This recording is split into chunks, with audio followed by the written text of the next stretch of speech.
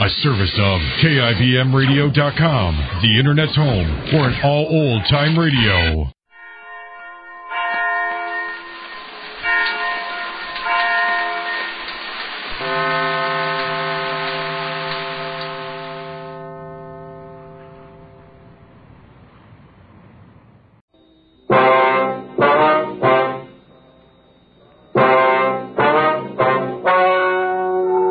Ladies and gentlemen, the story you are about to hear is true.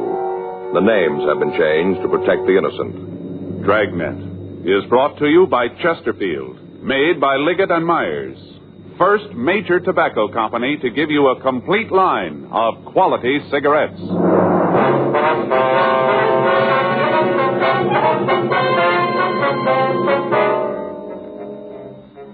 You're a detective sergeant. You're assigned to robbery detail.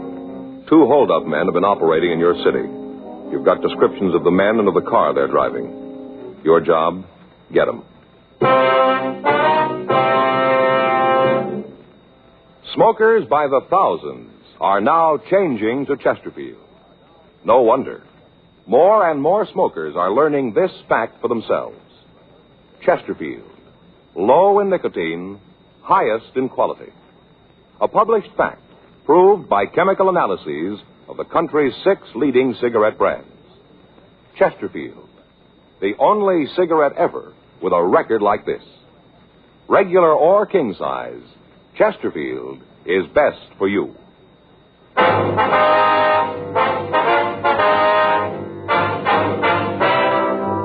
Dragnet, the documented drama of an actual crime. For the next 30 minutes, in cooperation with the Los Angeles Police Department, you will travel step by step on the side of the law through an actual case transcribed from official police files. From beginning to end, from crime to punishment, Dragnet is the story of your police force in action.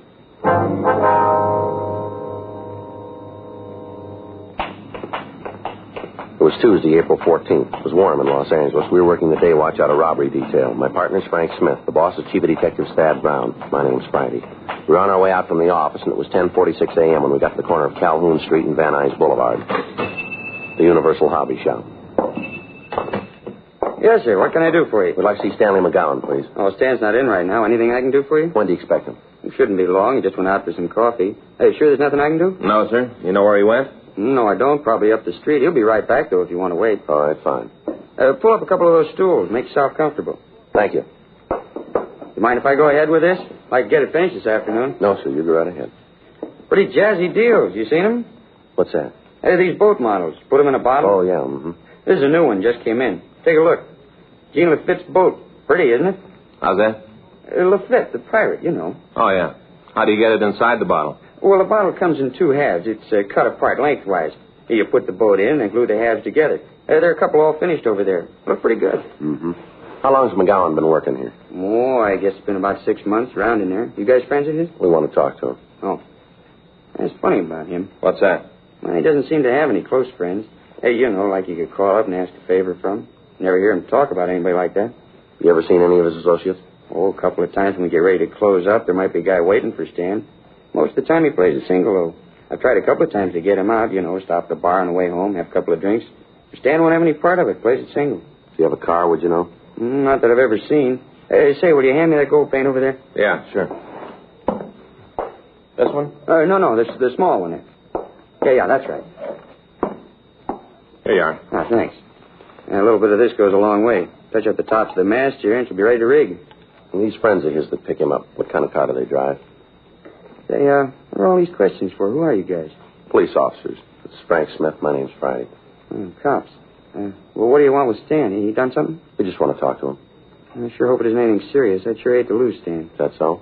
Yeah, he's one of the best riggers we've ever had. There's a couple of his models over there. Take a look.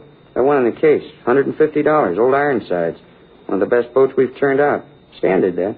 Sure got a steady hand. And that's what it takes when it comes to rigging, steady hand. Want to go out now, Rudy? Yeah, in a minute. A couple of fellas here want to talk to you. You want to see me? Your name's Stanley McGowan? Yeah, that's right. What's this about? They're cops, Stan. Yeah? This is Frank Smith. My name's Friday. I'd like to talk to you, McGowan. You sure? What about? Might be better if we went out to the car, huh? Make no difference to me. You fellas stay here. I'll go out for some coffee. All right, thank you. Bring you back some? No. No, thanks. I won't be long. Okay.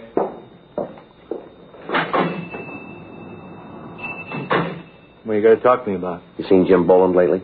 No, I haven't. When did you see him last? A couple months ago. Why? Where'd you see him? He come in here, wanted to know if I could help him out, give him a job, place to sleep. Did you? No, I told him he could bunk at my place for a couple of days till he got squared away. Nothing I could do about a job. Why'd he come to you? I don't know. I met him at Q. Didn't have much to do with him. Hey, why'd you guys come to me? What makes you think I might be running with him? We didn't say you were. Same thing. You figure I know where he is? Well, the record says you knew him. We're just checking it out. I got nothing to do with him. I'm reporting every month. You check with my parole officer. He'll tell you. I've been carrying the bucket since the day I got out of the joint. I'm going to keep on carrying it. We got no beef with you, McGowan. We just want to get in touch with Boland. I'm sorry. There's nothing I can do to help you out. Anything comes up, I'll give you a call. You mention any of his friends in town when you saw him? Some guy named Phil, that's all. You know who he is? No, I never met him. Jim said they were cooking up some kind of deal. You know what it was? No. Look, I'd like to feed you guys, but there's nothing I can tell you. As far as I'm concerned, I want to stay away from Jim and the crowd he runs with. I want no part of him. I did my time. A couple more months, I'll finish up with the parole. I don't want to fall again. Nothing you can tell us about this guy, Phil, huh? Not a thing. You know where he met Boland? Seems like Jim mentioned it. I think it was some bar down on West 7th. Just a guess, though. I couldn't back it. You know if Phil drove a car? Yeah. You know what kind? It seems like it was a Lincoln, late model sedan. How about the color? It was dark. I saw it once when he came by to pick up Jim. It was nighttime. I couldn't tell too good. It was just a dark color. Where was this? My place? I told you Jim bunked with me a couple of days right after he got in town. He just said you offered to let him stay with you, is that right? Well, same thing. Anyway, he was only there a couple of days. Say where he was going? No, I didn't see him. Him and me had a beef about how he wasn't looking for a job. He used to sit around all day reading magazines. We finally had a fight about it. I told him to get out. Wanted no part of him. I came home that night. He was gone. I haven't seen him since. I don't much want to either. Mm-hmm. Look, what are you after him for? What's he done? Just want to talk to him. He got a piece of these market jobs around town? Why do you ask that? It sounds like Jim, the way he works. I just figured maybe it was him. He checked the board. He violating parole? They tell us he hasn't shown up for 3 weeks. That's too bad. Kind of figured maybe he'd swing it this time. How do you mean? A couple of times up in the joint, we'd get to talking. He said he finally learned it. Figured out there was no way to beat it. Said if he got his parole, he's going to stick by it. Get a job, carry a bucket. Too bad. Mm-hmm. All that talk, I really believed he meant it. So did the parole board. 6 weeks before, on March 3rd, the manager of a large supermarket had arrived at work. When he opened the front door, he found that a customer had followed him into the building. When the manager told the person that the store wasn't open for business yet, the man had drawn a gun and demanded that the safe be opened. The manager complied, and after taking $1,400 from the safe, the thief had fled. The manager was able to give us a good description of the hold-up man and an accurate description of his car. He was unable to give us the license number, and he could tell us little about the man who remained in the car. Immediate broadcasts were gotten out on the thieves, but they'd apparently made good their escape. On March 12th, the procedure was repeated. Again, we were able to get good descriptions, but we were unable to come up with the suspects. In the following 4 weeks, the thieves hit 5 more times. Each time, the M.O. employed was the same. The descriptions from each of the victims tallied with those that we'd already gotten. The description of the car was the same. This information was turned over to the stats office for compilation. Their findings listed 14 possible suspects. The packages of these men were pulled from R&I, and the mugshots were shown to the victims. In each instance, one picture was picked as bearing a close resemblance to the hold-up man. The prime suspect was identified as James Boland, WMA, 32 years old. He'd been arrested twice for violation of Section 211 of the Penal Code. He'd been convicted once and had been sentenced to San Quentin for a period of from 5 years to life. However, at the prison, his behavior and attitude had been good, and he'd been paroled on February 19th, 10 days before the first holdup. We found that Boland had violated his parole and was wanted by the state adult authority. A check of his friends netted us no new information. His relatives could tell us nothing about his whereabouts. The legwork continued. Informants were questioned, but were of no material aid. Saturday, April 18th, 8:46 p.m. I'd just gotten home from work, and I was unlocking my front door.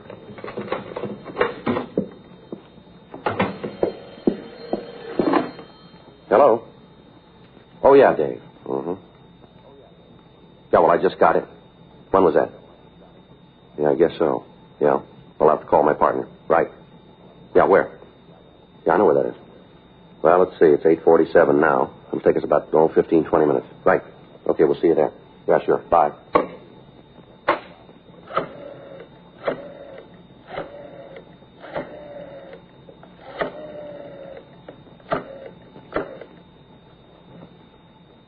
Hello, Faye?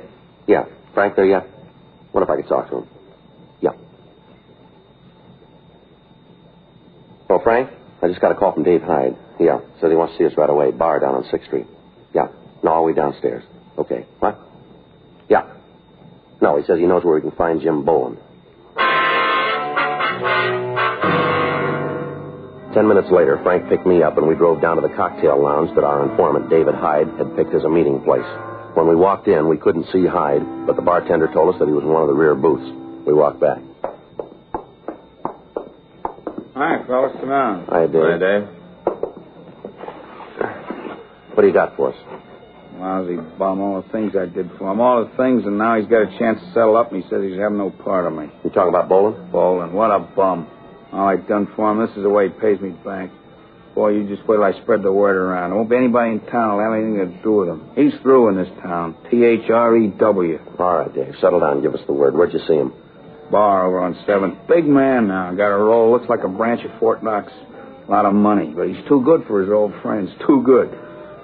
Say, how about you fellas popping for a drink for a pal, huh? How about it? You've had enough. Come on. Why don't you see Boland? Just this morning, big man. Got good clothes, driving a big car. Asked him for a loan. Just to get squared away, pick up a couple of tabs I got around town. Just see me over the hump. You know what kind of car he's driving? Yeah, big Lincoln. Brand new. Got red leather trim on the seats. Even got one of those seats that goes up and down, but he can't give a pal a helping hand. I spread this word around town. He's really finished. Ain't a guy in town to touch him with a 12-foot pole or a real darb, a real darb. You know where he's living? Nah, I don't know. Probably got a house out in Bel Air. Looks like he can afford it. Who's he running with, you know? Yeah, some guy who's lighting cigarettes. What's that? Some guy who lights the cigarettes all the time. Supposed to be some gun from the East. Thinks he's such a big shot. The cheap kind, you know. Kind of guy who has his suits cut so as you can see they're carrying a gun. You know, cheap. You know this fellow's name? A couple of times I heard old Jim call him Phil. Phil something, I don't know. A real dark. Hey, fellas, how about a drink? I'm feeling real bad. You still on H? Oh, no, I swear to you. I haven't had a pop in a long time. I'm trying to get off the stuff. Figured if I could get drunk enough, it wouldn't be so bad. Rough go. Come on, how about a drink? You've had enough, Dave. You know if Boland's carrying a gun? I don't know for sure. I didn't see one. This darb Phil's got one. Got his coat cut so as you can see it. Real cheap, small time. You want to show us where you saw Boland? I'll take you there if I have to carry you on my back. What a way to treat a friend. All the times I've helped him when he's had a bad yen, and now he treats me this way. Real dog in a manger. I got a lot of friends in this town, a lot of buddies. Word gets out about Jim, he's finished. Miserable bum. I think about the rough times him and me had together. I get ill. I-L. All right, let's go. If you nail him, you going back to the joint? Suppose so. How long are they going to give him? It's up to the court. Ain't a court in the world that'll give that bum what he's got coming. All I want to see is that he gets it good. I want to see him turn the key and lose it after what he did to me. I'll tell you something else, too. Yeah, what's that? He's building a big habit. Is he hooked? He ain't chipping with it. I bet money he's shooting 4 or 5 caps a day. That much easy. You sure about that? Well, why'd I lie to you? What reason I got to lie? All right, Hyde, let's go. Hey, how about a quick belt before we go, huh? I'm feeling rocky. Just a quick one. Let's pick up Boland first, then we'll see what we can do for you. Yeah, and then you'll take care of it, huh? We'll see. Yeah, just so he gets his every pound. Can't wait to see the look on his face when he finds out the whistle's been blown. Oh, I can't wait. Neither can we. Let's go. 9:13 p.m. Hyde, Frank, and I drove over to West 7th Street. Our informant pointed out the bar where he'd seen the suspect, Boland. He told us that when he'd seen him last, Boland said that he'd be in the bar that night. We called the office and told them where we were, and then we went into the place. Boland wasn't there, but the bartender said that he was expected. The three of us sat down in a booth at the rear of the place, and we ordered black coffee for our informant. We waited. 9:30 p.m. 10:30. There he is, coming in now. When you saw him this morning, did he say this guy Phil was going to be here? No, not to me. How about it, Joe? You better get out of here, Dave. Use the side door, will you? Yeah. We'll check with you later. All right, let's go. Boland? What? You're Jim Boland? What do you want? Police officers, you're under arrest. All right, Boland, come on, get up. Come on your feet. Stand still. He's clean, Joe. What's going on? What are you pulling a deal like this for? I didn't cause any trouble. All right, come on, let's go. Somebody blew the whistle on me. Somebody did. I'm going to find out, and I'm going to get to him. I swear I'll get to him. Where's Phil? Huh? Phil, where is he? I don't know what you're talking about. All right, Boland, let's go. Listen, you tell whoever it was blew the whistle they better start looking for a place to hide, because I'm going to get to him if it's the last thing I do. You called it. What? It might be.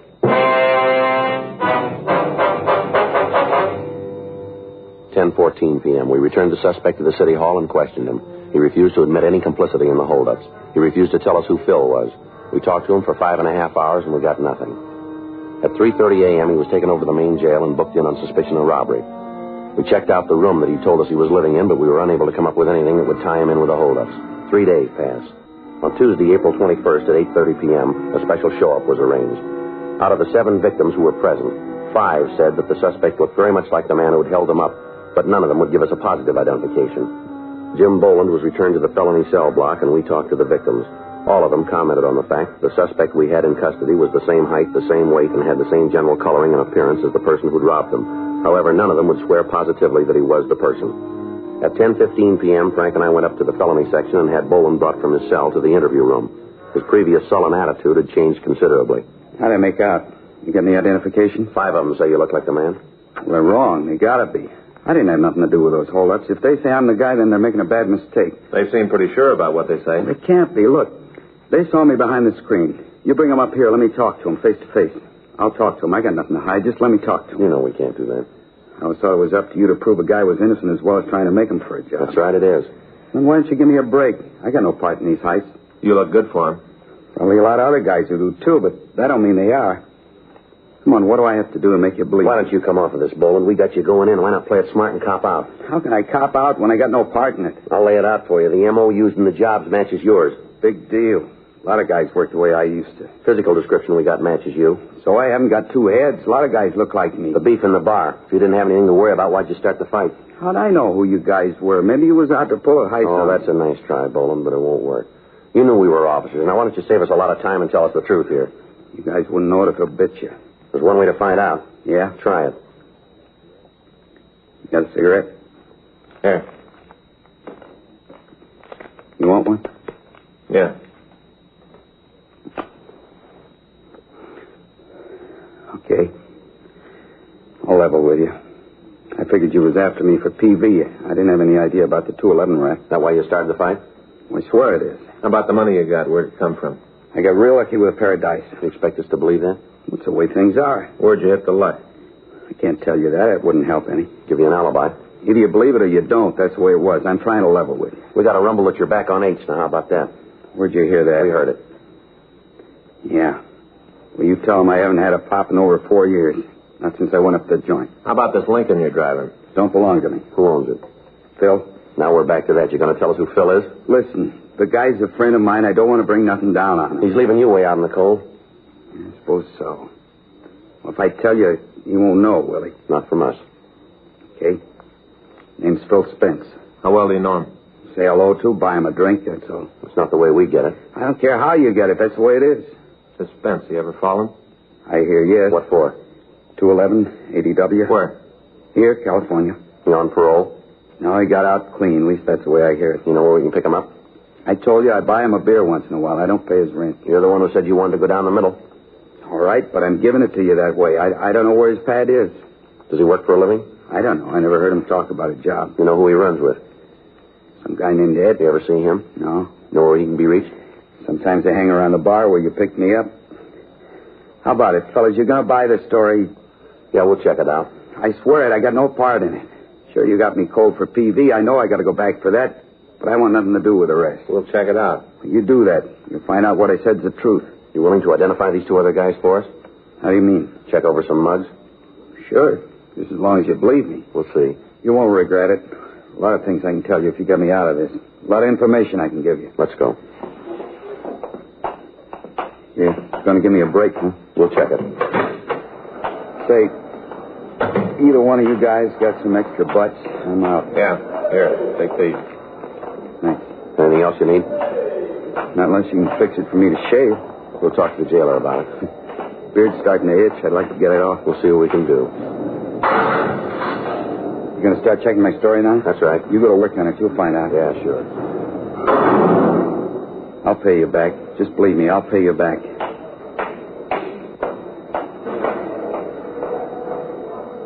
Figure he's telling the truth? It's hard to say. The identifications weren't too sure. Everything else is. There's only one way. Yeah. Check him out.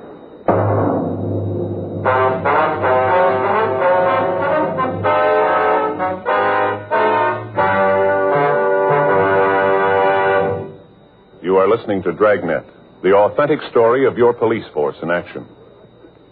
At cigarette dealers, in vending machines, at supermarkets and stores coast to coast. Chesterfield, please. Smokers by the thousands. Yes, smokers by the thousands are now changing to Chesterfield. The only cigarette ever to give you One, proof of low nicotine, highest quality. Chemical analyses of the country's 6 leading brands confirm that. 2, the only cigarette ever to give you this proven record with smokers. Again and again, over a full year and one half, a group of Chesterfield smokers have been given thorough medical examinations. The doctor's reports are a matter of record. No adverse effects to the nose, throat, and sinuses from smoking Chesterfield. A responsible independent research laboratory supervises this continuing program. Chesterfield, the only cigarette ever with a record like this. Chesterfield, best for you.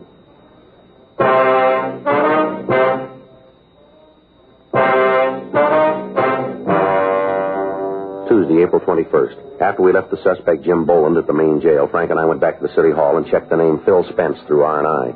There were 9 packages carrying records for men with that name. 2 of them had served terms for robbery in the state penitentiary at Folsom, California. We got off communications to George Brereton up at Sacramento and to Washington, requesting information on known criminals having that name. 12:30 a.m.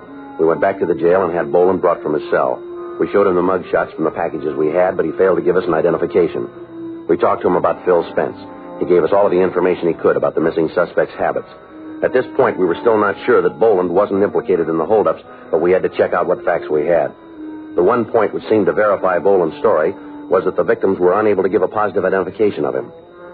1:30 a.m., we went back to the office and checked out for the night. The following morning, Wednesday, April 22nd, we started to recheck Boland's story of his movements during the times of the holdups. Upon re-questioning some of the witnesses, we found that they weren't as sure as they had been of the facts. That afternoon, we got a kickback from Sacramento. It contained 3 more possibles. CII said that they were sending us mugshots of the men by airmail special delivery. Boland gave us a list of places Spence was known to frequent. We came up with the name of a girl that the suspect was known to see from time to time. We got the address and we went out to talk to her.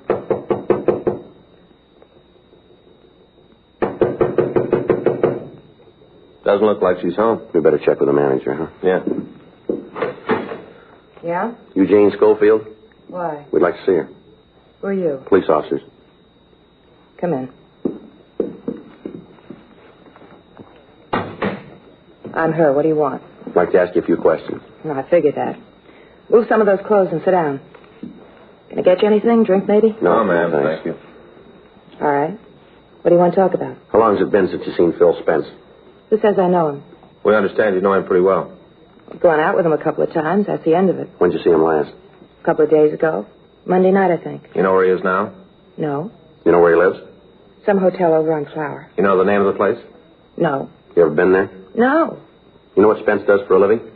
I don't know. Got some kind of a job, I guess. He ever talk to you about what he does? I told you I'd just been out with him a couple of times. I didn't ask for his birth certificate. I just said I'd go out with him. What are all these questions about anyway? What do you want to talk to Phil about? Personal matter. What kind of trouble is he in now? You been in trouble before? I don't know. Just with you cops around, must be something he's done. Spence got any close friends that you know of? Couple. You know who they are? One of them is a guy named Jim something. How about the rest? Fellow he calls Ed. What do you know about Ed? Not much. Is he in it, too? Ma'am? He mixed up in this personal thing you want to talk to Phil about? Maybe. Never did like him. I always figured he'd end up getting Phil in trouble. Phil see quite a bit of him? Yeah. I think he's maybe in some kind of business deal with Ed. You ever say what the deal was? Not to me. One night a couple of weeks ago, he got real looped, and him and Phil were talking about it. What'd they say? I don't know. Phil told me to go powder my nose. I don't know what they said. And how do you know what they talked about?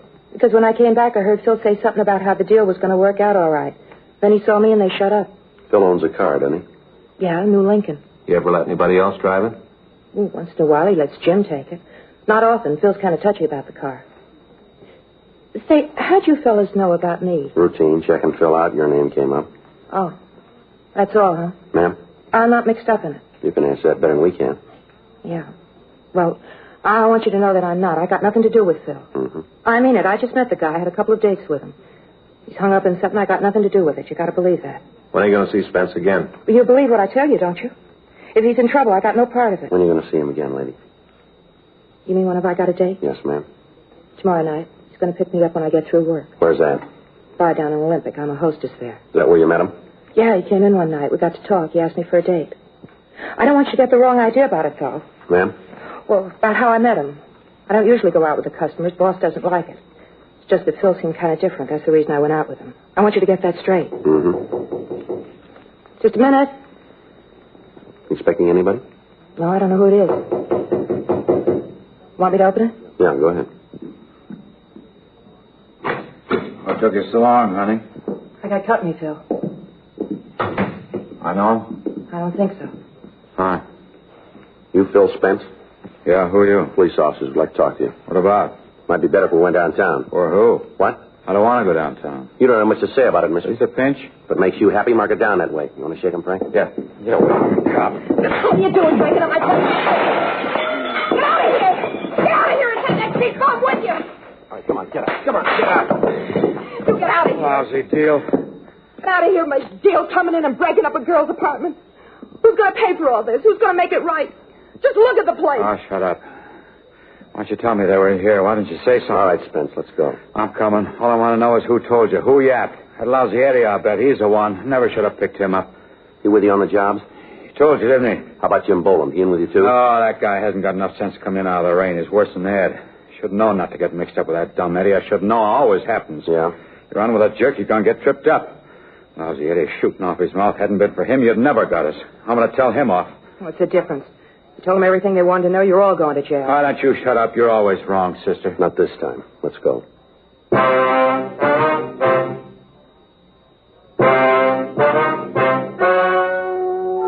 The story you have just heard is true. The names were changed to protect the innocent. On August 13th, trial was held in Department 92 of Superior Court of the State of California in and for the County of Los Angeles. In a moment, the results of that trial. Now, here is our star, Jack Webb. Thank you, George Fenneman. Well, this is brief, but I think very much to the point. Chesterfield is the only cigarette that gives you proof of low nicotine, highest quality. That's what I want in my cigarette, and that's what you should look for in yours. Chesterfield, regular or king size, best for you. Try 'em.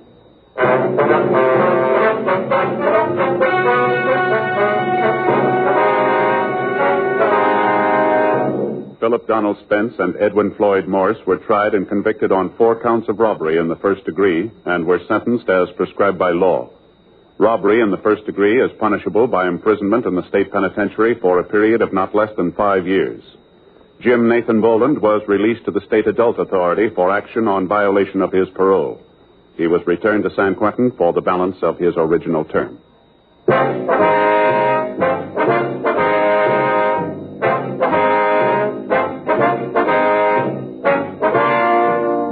You have just heard Dragnet, a series of authentic cases from official files. Technical advice comes from the Office of Chief of Police W.H. Parker, Los Angeles Police Department. Technical advisors, Captain Jack Donahoe, Sergeant Marty Wynn, Sergeant Vance Brasher. Heard tonight were Ben Alexander, Herb Vigran, Vic Perrin, Michael Ann Barrett. Script by John Robinson. Music by Walter Schumann. Hal Gibney speaking.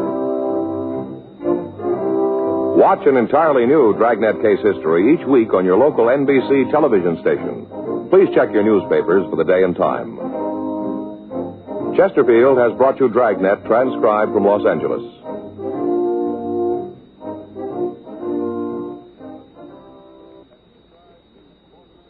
Have you tried new cork tip Fatima? It's the smooth smoke, with Fatima tips of perfect cork, king size for longer filtering, and Fatima quality for a much better flavor and aroma. Fatima is made and guaranteed by Liggett & Myers Tobacco Company. Try Fatima today.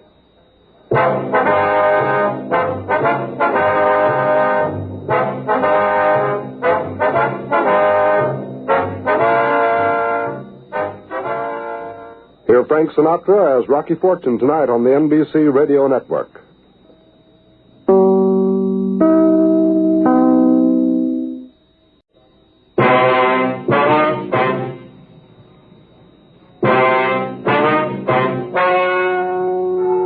Ladies and gentlemen, the story you are about to hear is true. The names have been changed to protect the innocent. Dragnet is brought to you by Chesterfield, made by Liggett and Myers. First major tobacco company to give you a complete line of quality cigarettes.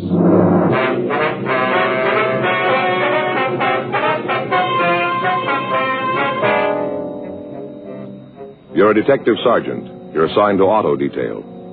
An organized gang of thieves has been stripping cars in your city. None of the stolen merchandise has turned up. There's no lead to the identity of the members of the gang. Your job? Stop them.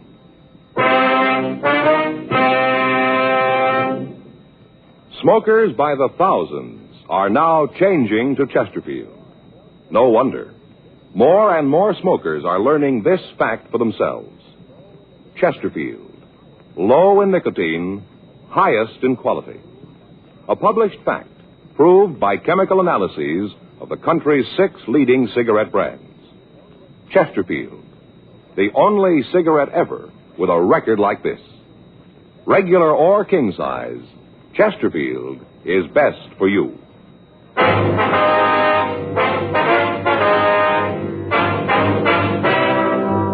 Dragnet, the documented drama of an actual crime. For the next 30 minutes, in cooperation with the Los Angeles Police Department, you will travel step by step on the side of the law through an actual case transcribed from official police files. From beginning to end, from crime to punishment, Dragnet is the story of your police force in action.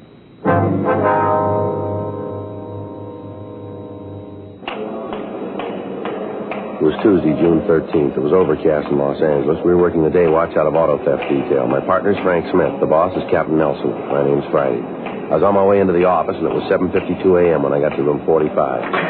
Auto theft. Morning, Joe. Hi, Bob. You seen Frank? No, he hasn't come in yet. Oh, all right. Hey, Joe? Yeah. When Art gets in, tell him I'm down R&I, huh? Yeah, sure. Bob, how's it going? Oh, pretty good. What happened to you? Well, if it's all the same to you, I'd rather not talk about it. That bad, huh? You seen Joe? Yeah, he's over his locker. Thanks.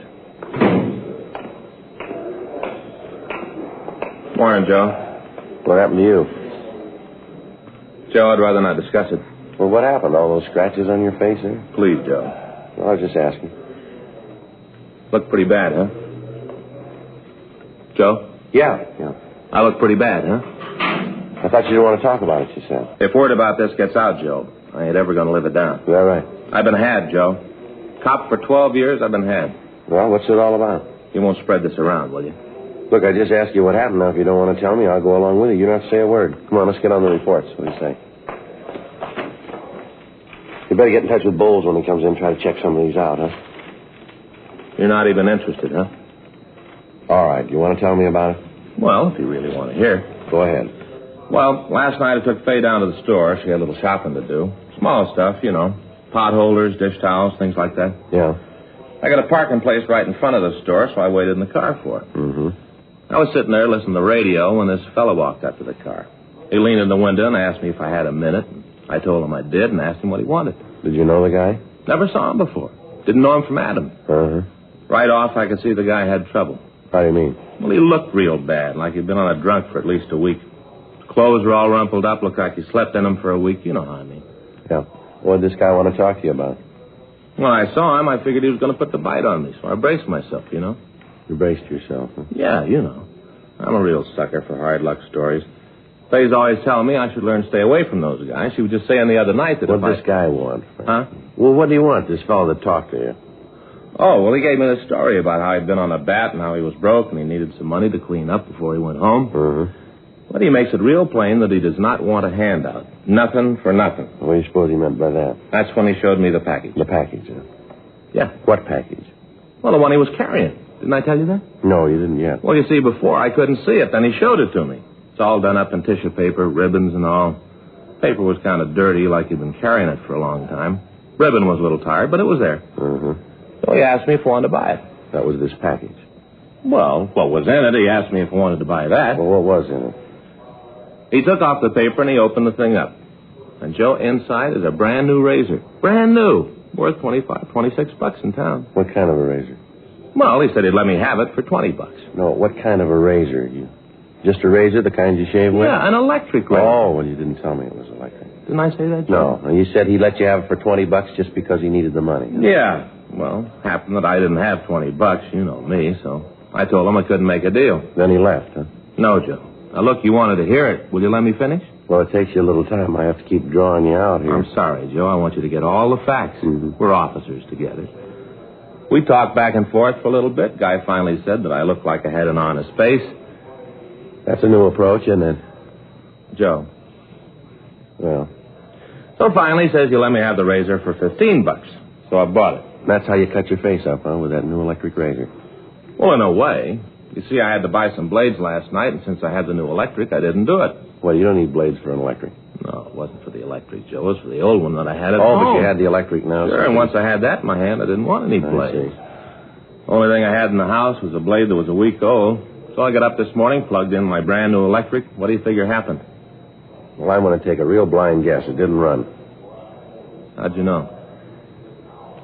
Well, the same thing happened to Murphy over in robbery last month. There was a big laugh around here. You were one of the guys who laughed the most, don't you remember? Yeah. Oh, yeah, I remember now. Miserable. Murphy know about this yet? No. I ain't about to tell him either. Mm-hmm. Friday, Smith? Yeah, Skipper. See you guys? Right. Close the door. Sit down. Thank you. What happened to you, Smith? It's a long story, Skipper. Well, you can tell me later. Why don't you guys take a look at this? What do you got there? Just saw Chief Brown on the way in. He's getting pressure from the corner pocket. They want this thing cleared up. What is it, Joe? Last few weeks, car stripping's taken a big jump. Not the usual line of stuff. Not just happening in certain neighborhoods. We got reports there from the Valley, Hollywood, Wilshire, all of the divisions. Same thing's happening all over town. Talk to the boys in the sheriff's office. They're getting it. Same in Burbank, Beverly Hills, Santa Monica. Doesn't seem to be any place they aren't getting to. How about the stolen stuff, Skipper? Any of it show up yet? Not that we can find. All the usual outlets have been checked. None of the loot can be bought. Any special kind of things being taken? Let him see those reports, Jim. Yeah, here. Thanks. Take a look. We're not messing with kids in this thing. The way the victims tell it, this gang can break into a locked car and lift the radio in under 10 minutes. They can pull all four wheels off a car in under 6 minutes. Insurance companies are screaming. They already got into the police commission. Chief Brown told me this morning he didn't care how we did it, but he wanted it to stop. Well, where do we start? Well, up to now, the investigation's been handled pretty much by the divisions. From here in, it's in your laps. Use as many men as you need. Just bring the thieves in. You're not working on anything now, are you? No, we're not. We're just winding up that Gibson thing. Couple of reports to finish. We should be through by noon. We'll turn the reports over to somebody else. I want you to start on this thing right away. Okay. Right, Skipper. Anything you need, let me know. Right, check you later. Right. Smith? Yes, sir? How'd you get all those cuts in your face there? Shaving? Well, in a way, yeah. Yeah, same thing used to happen to me. Why don't you get yourself an electric razor?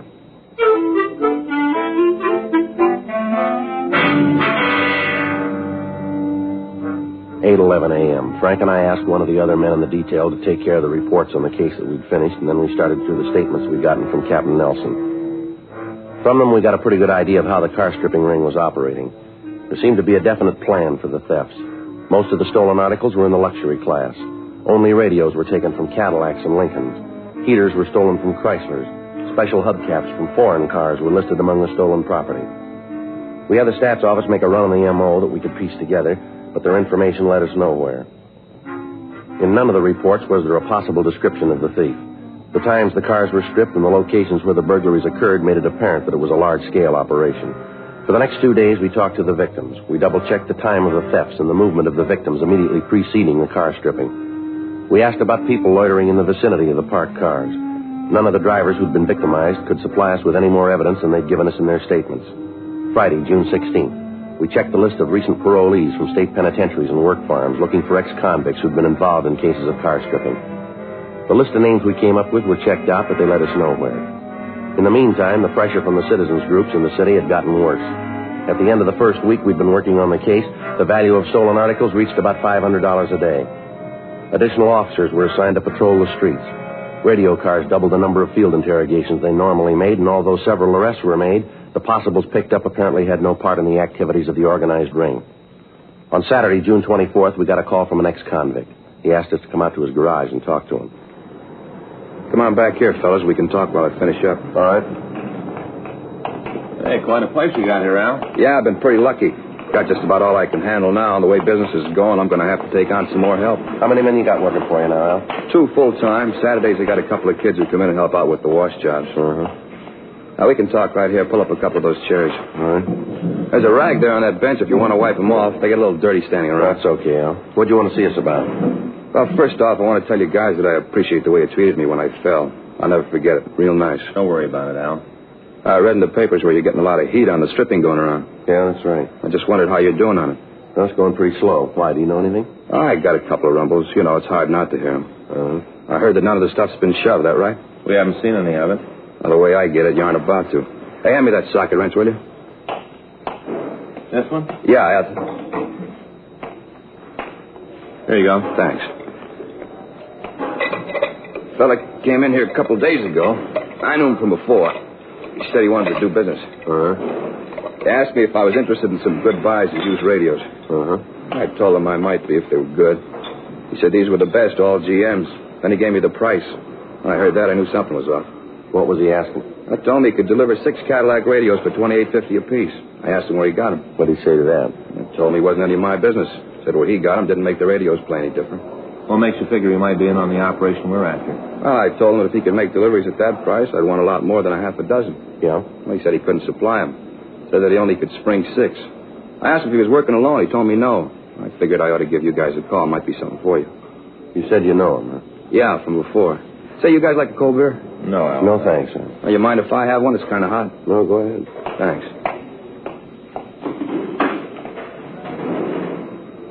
It gets a little hot. You really notice it. Are you sure you guys don't want a beer? No. No, thanks.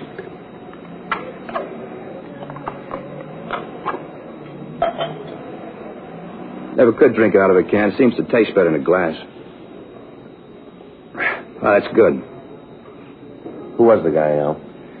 Oh, it's Manny Phillips. You know, you get in touch with him? I haven't got the slightest idea. Has he ever fallen? Yeah, I did time at Q for GTA. Is he on parole? I don't know. I think he made it free, like I told you. I didn't know him real well. Used to hang around. Never had much to do with him. Yeah, this is the first time I've seen him since I got out. I've been steering clear of the old bunch. Makes it easier if you don't pal around with them. Business I got's going good. Got no trouble with anybody, and I want it to go on like this. I never could figure it. Guy falls out, and right away he's back with the same old bunch. How you going to stay clean like that? Well, you aren't. Somewhere along the line, you got to make a mistake. You're right back where you started. How long did it take you to learn it? I spent 4.5 years at the joint. Well, some of them fall harder than that, Al. Yeah? And they still don't learn.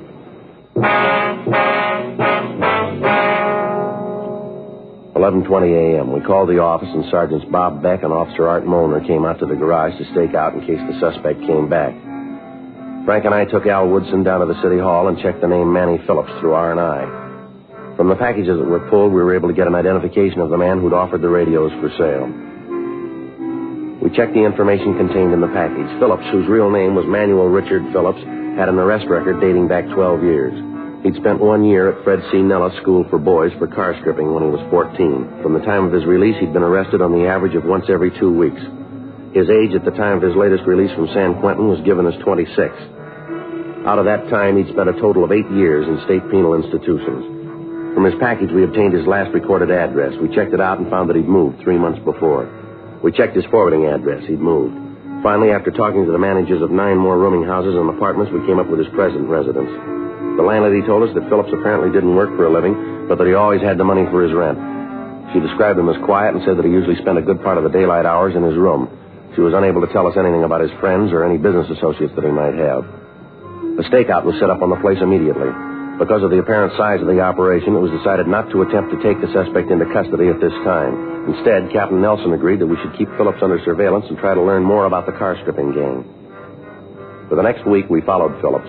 24 hours a day, there were at least 2 officers tracing his movements. On 3 nights, he was watched while he stripped cars of expensive accessories.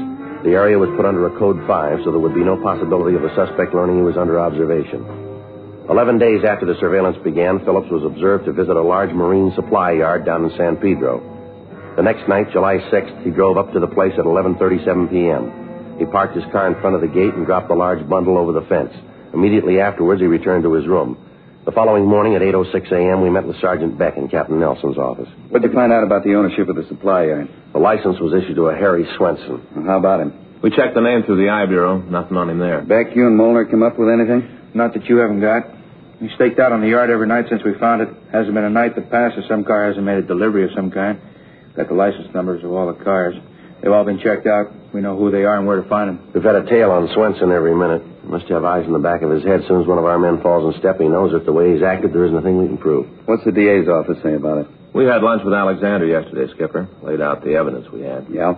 Told us if we tried to take Swenson to court with what we've got, they'd laugh us out of town. Well, where does that put you? Well, really not much further than we were. We know who's behind the ring. We know where they're operating from. The big thing now is to find the plant. Unless we can produce the stolen merchandise in Swenson's possession, we haven't got a case that'll stand up. And no leaks about the plant? No, not that we can find. Everybody that's been near Swenson's place has been tailed. Twice a week there's a truck that leaves the yard. There's no way of telling what's in it, and the times we followed it, we've lost it. Well, how about a bug? Can you get one into Swenson's office? Well, I don't know how. There's no way of getting them out of there long enough to install one. The night watchman's always on the premises. We're not even sure he's not in on it, too. So where do you stand on it? Well, your guess is as good as ours. Alexander says that without finding the plant, we can't take him to court. Now, we've used every trick in the book to get him to lead us to it, and not one of them's worked. They haven't left the thing open. They're playing it real smart. How many men involved in the operation? Well, we're not sure, but as near as we can figure, 12. That's not counting Swenson or that night watchman. You've been in the business long enough to know it, then. What's that? When there's that many men working, there's got to be a leak someplace. Yeah. Find it.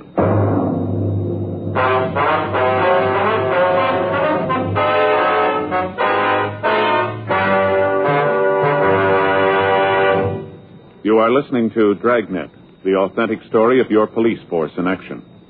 At cigarette dealers, in vending machines, at supermarkets and stores coast to coast. Chesterfields, please. Smokers by the thousands. Yes, smokers by the thousands are now changing to Chesterfield, the only cigarette ever to give you 1.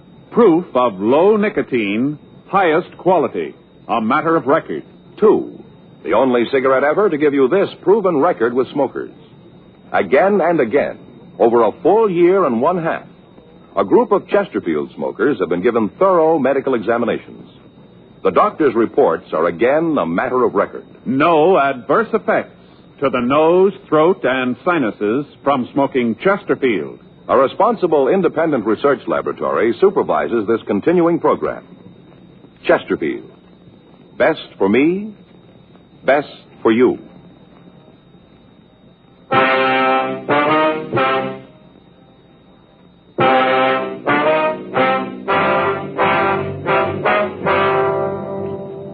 For the next week, a close surveillance was kept on Swenson's marine supply yard, but there were no breaks. Kickbacks from George Brereton up at CII in Sacramento and from Washington, D.C. didn't disclose any previous criminal record on the suspect. During that week, on Tuesday, July 11th, and on Thursday, July 13th, a large stake truck left the yard. The back of the truck was covered with a piece of canvas so that we were unable to see what was in it, but we were reasonably sure that it contained stolen merchandise. In scouting the neighborhood for a possible place to establish a more workable stakeout, we came across an empty office on the second floor of the building directly across the street from Swenson's place of business. Officers equipped with binoculars maintained a constant watch on the activities in the yard. After another week, the events that had been seen were reported to Assistant District Attorney Adolph Alexander, and he stated that if we could get pictures of the operation, we might be able to make a case that would stand up in court. Monday, July 17th, we met with Sergeant Putoff in the crime lab. How far are you going to have to be from the subject, Joe? Well, second floor across the street. Are you going to be able to take all the pictures during the day? Don't think so, Putoff. Most of the activity runs after 9 at night. Mm-hmm. Well, best bet probably infrared, then. We can shoot it with a 4x5. How about light? Oh, is there any sort of telephone pole, traffic signal in front of the place? Yeah, I think so. The way I remember it, there's a phone pole about 10 feet to the left of the gate as you face the yard. Oh, we can tie the lights to that, then. Well, any chance they could be spotted? Outside. You can put them up pretty high. Irregular lamp reflectors with heavy infrared filters. If you know they're there and look up, you're going to be able to spot them. Any chance of taking movies? Yeah, we can swing that. Life Magazine's been experimenting with a new fast film. Results I've seen with it are pretty amazing. All you need is one street lamp. We can use that. Well, if you have to string the infrared lights, wouldn't it be better to shoot the movies on that kind of film? Well, you'd get something. Film's pretty slow, though. Be better to use the stuff Life's come up with. All right, how long will it take you to set it up? Well, how careful do we have to be? Well, these guys are pretty cagey. They get any idea at all, we're dead. Mm-hmm. Well, we can have a couple of men go out in the morning. We can outfit them as linemen. They should be able to have the rig ready for you by tomorrow night. We can start shooting pictures then, huh? Should be able to, yeah. All right. Is Jay Allen around, do you know? Well, I think he's over the court this morning, Joe. Well, then maybe you can help us out there, too. What's that? We're trying to figure some way to tail a truck. We've been trying to find the plant these guys are using for a couple of weeks now, and we just can't get near them. We wondered if Jay might have any ideas on that. Probably use fluorescent paint. That ought to do it. What's the gimmick there? They tie a can of transparent fluorescent lacquer to the back of the truck, punch a hole in the can, and all you got to do is follow the drops. You punch a hole in the can, won't all the stuff run out? Well, there's a couple of brands on the market. They've got enough viscosity so the paint will stay in the can. Regulate the frequency of the drops by the size of the hole. Can you see it? Not without ultraviolet lamp. Tie one of those to the hood of your car and you got it made. You got the equipment here to do that? Mm-hmm. Well, would you have Jay give us a call when he comes in? Right. He'll know more about it than I do. Be able to give you all the dope. Okay. I'll get right on the other for you. Thanks a lot. Say, how long you been after this bunch? Well, let's see. We got the assignment on June 13th. That'd make it over a month now. A lot of time. Well, maybe now we'll have something to show for it.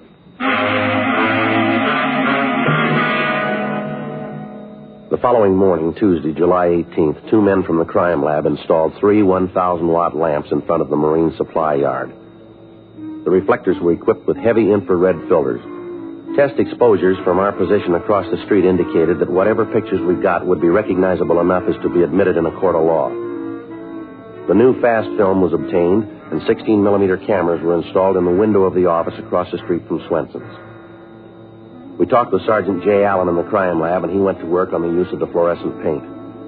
After experimenting, he was able to come up with the correct size hole in the bottom of the can so that a single drop of the lacquer would fall from the can every 10 seconds.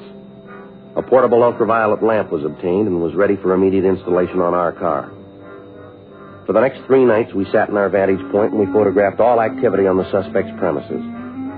The pictures were shown to Adolph Alexander in the district attorney's office, and he told us that they would play a large part in the prosecution of the case. However, he said that if we could come up with the hiding place of the stolen loot, a conviction would be assured.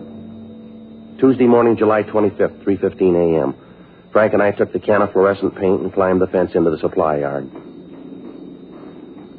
Back here. Right. Lousy thing, I didn't see. All right, you better hold it a minute. Who's there? The watchman. Yeah. Better get back in the shadows. Yeah, come on, easy. Come on out, I know you're there.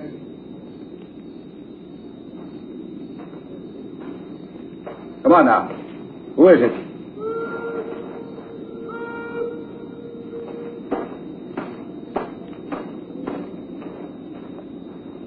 Well, that was close. Yeah.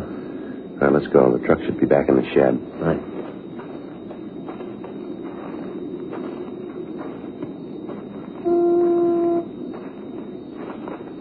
Here we are. There's a can. You want to hang it? I'll keep an eye out. Right. Get this thing on here.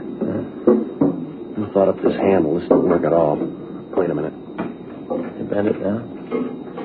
Yeah. Give me your handkerchief. Wait a minute. Sharp edge on this wire. Okay, here it is. All right, wait a minute. We still clear there? Yeah. How about that watchman? Right, there we are. How about the stopper in the can? I got it in place. The first bump should knock it out. I hope so. It's got to work. All right, now let's try to get out of here. See if you can kick something else, will you, on the way? Tuesday night at 11:35 p.m., the stake truck pulled out of Swenson's Marine Supply Yard. Sergeant Bob Beck, Frank, and I were parked in an alley just down the street. We let the truck get a good 20-minute start on us, and then the ultraviolet lamp was attached to the hood of our car. Frank started the motor, and we pulled out into the street. Spot anything yet? No. Maybe the lacquer dried up around the cork, held it in place. That's a happy thought. Well, here's the corner. Which way? Well, wait a minute. Let's take a chance straight ahead, huh? All right. There's nothing up this way. You better double back. Okay. Let's try it to the left this time.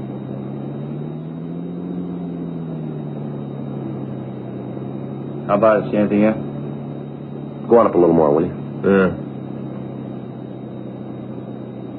Yeah, there it is. Yeah. Look at that stuff. It's really lit up. For the next 35 minutes, we followed the trail left by the fluorescent paint. From time to time, we'd lose the trail, but we'd always pick it up again. The truck followed the main highway from San Pedro to Santa Monica and then turned left up Santa Monica Canyon. The trail wound around toward Sunset Boulevard and turned to the left. About 1 mile from the beach, the drops indicated that the truck had left the main street and turned onto a private dirt road. Half a mile along the road, the trail stopped in front of a large wooden building in the middle of a field. We turned off the car lights and went up to the place. The blinds on the windows were drawn, but there were lights on in a front room. Sergeant Beck covered the rear of the building, and Frank and I went up to the front door.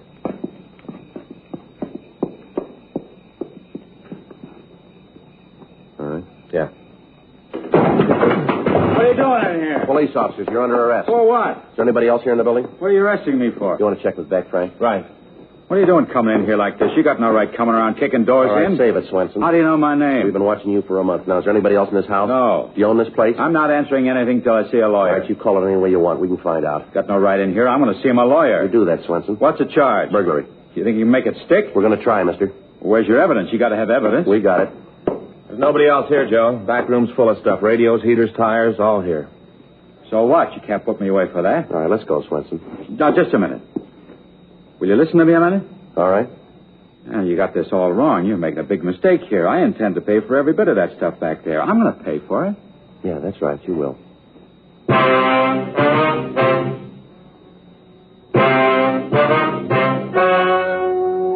The story you have just heard is true. The names were changed to protect the innocent.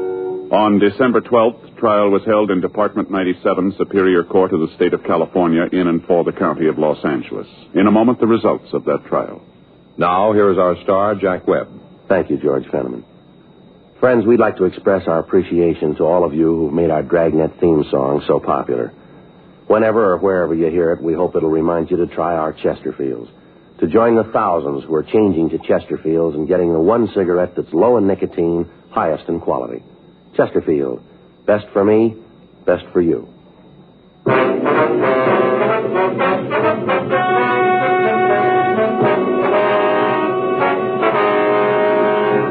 All other members of the gang were taken into custody and were brought to trial.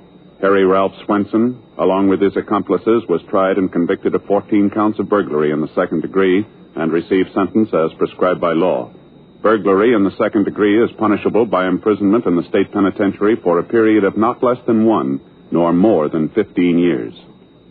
If you had only one book, the Bible, do you know that you would have within its covers the finest examples of literature, both in prose and poetry? You'd have stories which have never been equaled, adventure, love, history, and prophecy. So read your Bible every day during National Bible Week.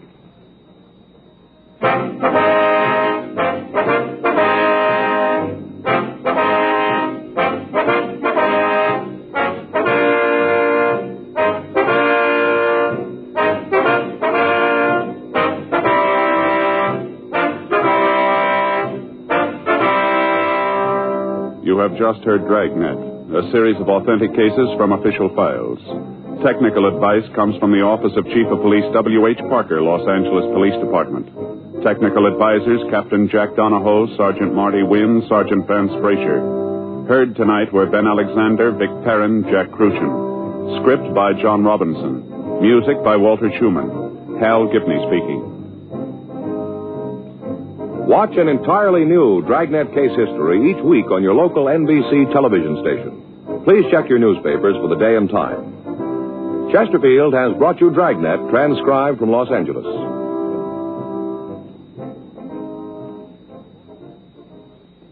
Have you tried new cork tip Fatima? It's the smooth smoke, with Fatima tips of perfect cork, king size for longer filtering, and Fatima quality for a much better flavor and aroma. Fatima is made and guaranteed by Liggett & Myers Tobacco Company. Try Fatima today.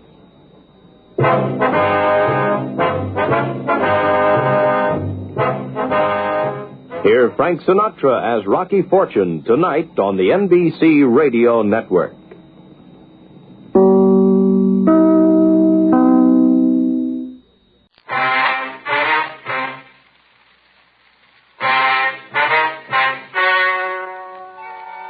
Ladies and gentlemen, the story you're about to hear is true. The names have been changed to protect the innocent. Dragnet is brought to you by Chesterfield, made by Liggett & Myers, first major tobacco company to give you a complete line of quality cigarettes.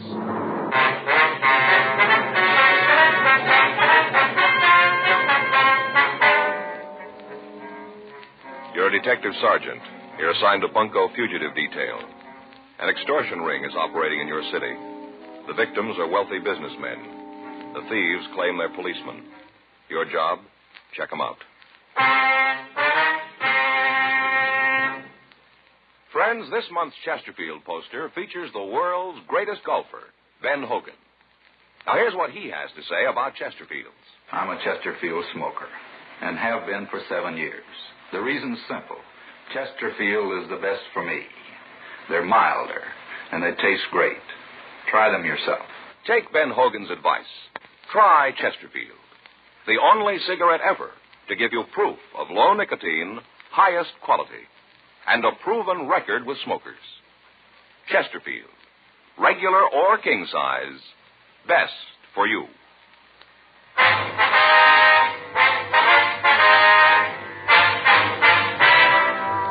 Dragnet, the documented drama of an actual crime. For the next 30 minutes, in cooperation with the Los Angeles Police Department, you will travel step by step on the side of the law through an actual case transcribed from official police files. From beginning to end, from crime to punishment, Dragnet is the story of your police force in action.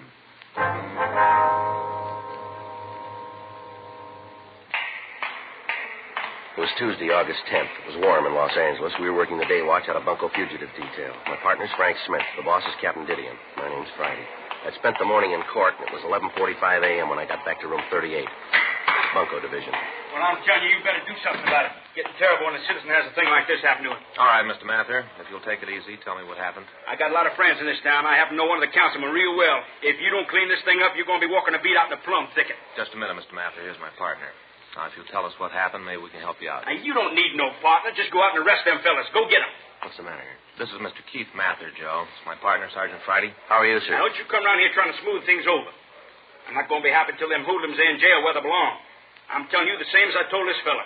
You do something about this, I'm going to take it to the mayor. What's the matter here, Frank? I don't know. I'm trying to find out. Well, what you going to do about it? How about a cigarette, huh? Thanks. Here, I have a match. There you are. How about it? Sir? Well, how about it? What you going to do? Well, sir, if you'd start right at the beginning and tell us what this is all about, maybe we can give you a hand. Well, there isn't a shoe shine in the world that's worth $5. I don't care what kind of wax they use, not for $5, no, sir. Shoe shine? Yes. They call it imported wax. Where they charge for it must be brought in from Timbuktu. Ridiculous. I'll get the report. Right. Take a match and light it, and they burn the edges of your shoe soles. Don't do nothing but smoke up your shoes, that's all. Just smoke up your shoes, a $5 hot foot. You want to give us your full name, sir? Keith Jefferson Mather. Right there on the street that threatened me. Where'd this happen, sir? Shoe shine stand, the corner of Main and Colon. Little place with pin-up pictures all over the walls. Never seen so many pin-ups. Mm-hmm. Do you know if they had a card showing the prices of the shines? Well, I didn't see one. Only them pictures, hard to tell. Well, if you just tell us in your own words exactly what happened, will you please? I was on my way to work. Had a very busy day, a lot of important appointments. I just parked my car and I was walking along and went by this place. A fella standing there asked me if I wanted to shine. Just so happened I did, so I climbed up in the chair. Well, I was sitting there reading the paper, and the man asked me if I wanted imported wax. I wasn't paying a lot of attention. I guess I said yes. Next thing I know, I think he's trying to give me a hot foot. I looked down. He's got this big kitchen match out. He's burning the edges of my soles. Smoke coming up. I told him to stop it. I got down from the chair. I was plenty sore. You can just bet I was sore. Plenty. Yes, sir, we can understand. Well, I handed him $50. Figured that'd take care of the tip, too. Wasn't a very good shine. Come right down to it, a $50 was too much. All that smoke. Next thing I know, he said the shine was $5. $5! Almost climbed right down top of the place. Couldn't believe my ears. Can you imagine $5 for a shine? That's when the men got out of the car, did they? That's right. Them three fellas got right out. Say, how'd you know about that? Well, sir, this isn't a new operation. You mean tell me this happened before? Yes, sir. We get a couple of dozen complaints a week. We'll finish up this report, and then if you'll point out the place, we'll have a look. Then you can just start writing. I told you I had a lot of important appointments. I can't spend all day here. Can I see someone here, please? Yes, sir. You want to go ahead with this, Frank? I'll see what he wants. Yes, sir. Yes, sir. Could I help you? I want to give myself up. Sir? This is Bunko Fugitive, isn't it? That's what it says on the door. Yes, sir. That's right. I want to give myself up. I'm tired of running. I haven't got any place to go. Would you like to tell me what this is all about? I gave him every nickel I had. I haven't even got enough money to go home.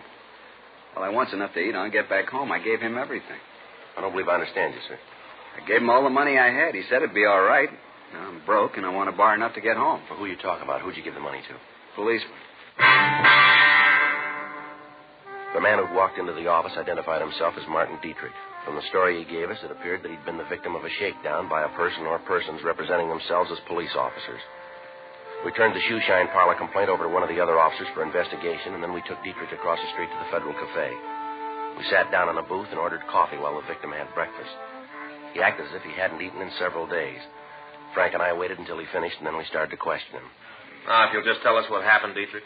Sure. I'm from Chicago. I work for a wholesale drug company back there, and I had to come out here on business. I got in last Saturday. That'd be August 7th, would it? Yeah, the 7th. I got in at 8:45 on the Super Chief. Well, I didn't have any business to do until yesterday, so I thought I'd look the town over, get settled, you know? Yes, sir. I didn't even have hotel reservations, so after I got off the train, I was waiting for my baggage to be checked through, and I went over to the coffee shop for some coffee. Sat down, started to read the paper, must have been there for about 15, 20 minutes when this guy came in and sat down next to me. Go ahead. He just sat there for a couple of minutes. I didn't pay any attention to him. Busy reading the paper, you know. Mm-hmm. Then he asked me for a match.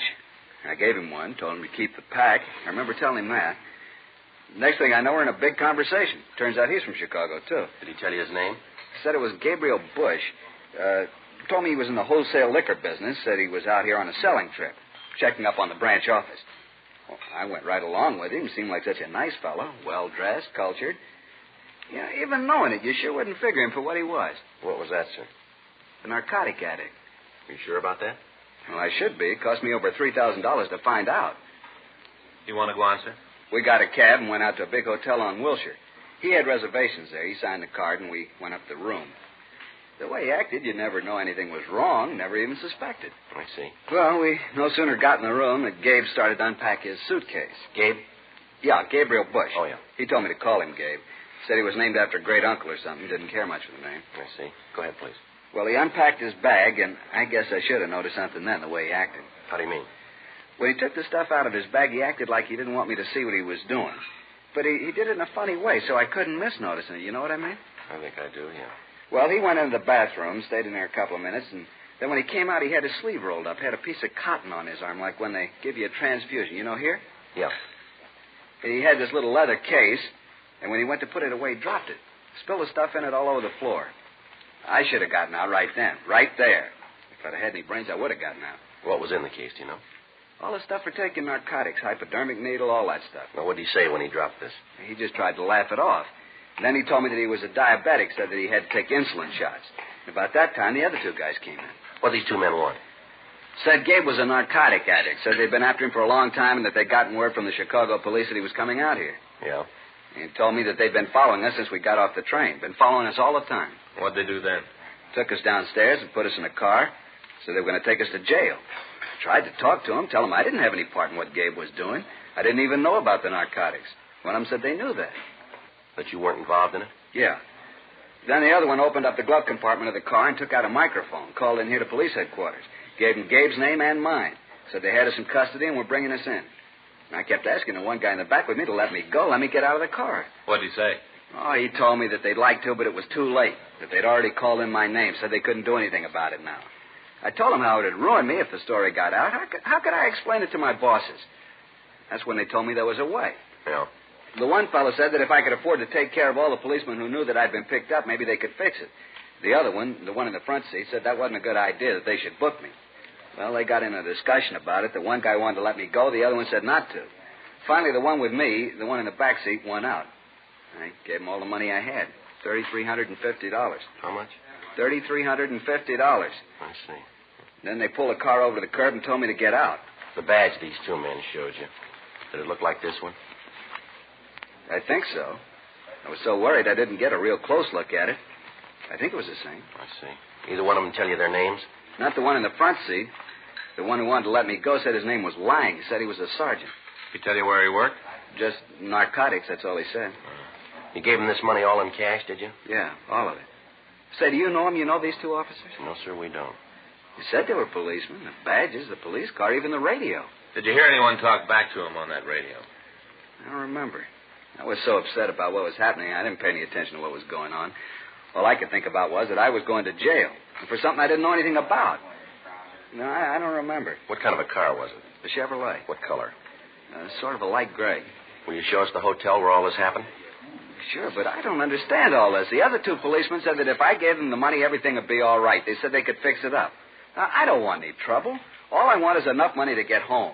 They said they'd fix the whole thing up. They told me there wouldn't be any trouble. No trouble. Yes, sir. You think they're really cops? I don't know, but they're wrong about one thing. What's that? There's going to be trouble. 12:52 p.m. We took the victim, Martin Dietrich, back to the city hall. We got in touch with Lieutenant Iannone, Internal Affairs Division. We filled him in on what had happened. He started an immediate check of all police officers in the city and the county. Working from the description we'd gotten from the victim, we notified the narcotics detail. They went to work on it. A local and an APB were gotten out on the suspects. We checked the name Gabriel Bush through R&I, but when the mug shots from the packages that we came up with were shown to Dietrich, he was unable to give us an identification. 3:15 p.m. We drove the victim out to the hotel where he told us the shakedown had occurred. In the company of the manager, we went upstairs. Come right in. This is the room. How about it, Dietrich? Yeah, this is where he brought me. Mr. Alden, do you know anything about the man who took this room? You mean Mr. Bush? Yes, sir. No, I don't. I do remember when he came in, registered with this gentleman here, had a reservation. I had the boy bring him up to the room. Yes, sir.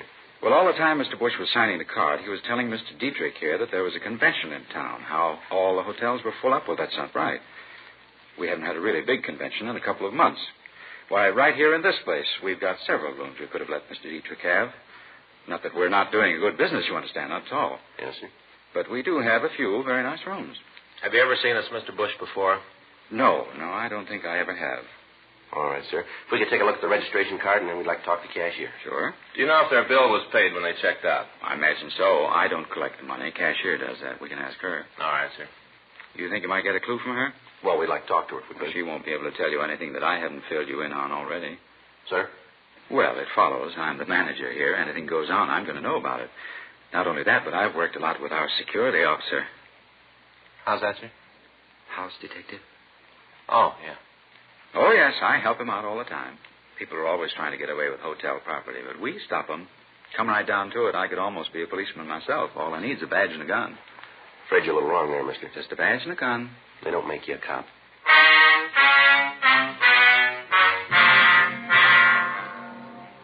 4:38 p.m. We talked to the cashier at the hotel. She told us that the bill for the room had been paid by Gabriel Bush at 2:15 the afternoon of the shakedown, 3 hours after Martin Dietrich had turned over all his money to the thieves.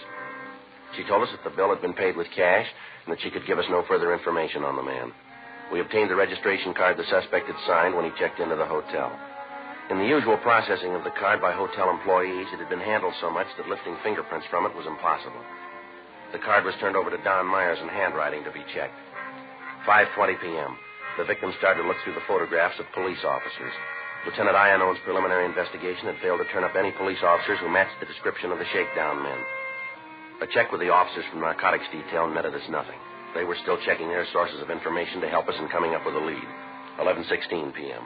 We took the victim out for dinner, and then we came back to the city hall and continued to go through the pictures. At 1:26 a.m., he finished the last book without finding the men who'd claimed that they were police officers. We checked out of the office, and Dietrich spent the night at Frank's house. The following morning, Wednesday, August 11th, 8:04 a.m., Frank and I met with Captain Didion in his office. Well, where are you on it? Not too far, Skipper. What have you got? Well, we checked the files. We're pretty sure that they aren't policemen. How about narcotics? They come up with anything? Not yet. They're still working on it. You need any extra men? No, not right now. We might later. I got Johnny DeBetta standing by. You can use anybody else you need, but clean this thing up. Where do you go from here? Well, we're getting descriptions out to all the hotels, warning them about the racket, asking them to call us if this Bush guy registers again. Doesn't seem like he'll use the same name again. No reason not to, Skipper. He doesn't know we're on to him. I suppose so. I got an idea last night. Might work. At least it'd be something to start on. All right. Well, it figures that the only men who'll go for this dodge have got responsible positions in their hometowns. If they didn't have, they wouldn't care about being brought down here along with Bush. Is that right? Yeah, that follows. They got to be from out of town so the con men can get rid of them fast. Yeah. Now, this Dietrich, he was picked up in the Union Station, right? Yeah, that's right. And if you're going to pick your men up, that's the place to do it. Try to nail them while they're setting the mark. Yeah, it might work. Be better if one of us was the mark, though. That's what I had in mind. You got any good luggage, Joe? Expensive looking? Well, I got a set my mother gave me last Christmas. Looks pretty good to me. We'll try it then. Smith, you'll work with DeBetta. Keep a tail on Friday from the time he gets into Union Depot. Joe. Yeah. Here's a timetable. What? Tomorrow morning you start riding the train.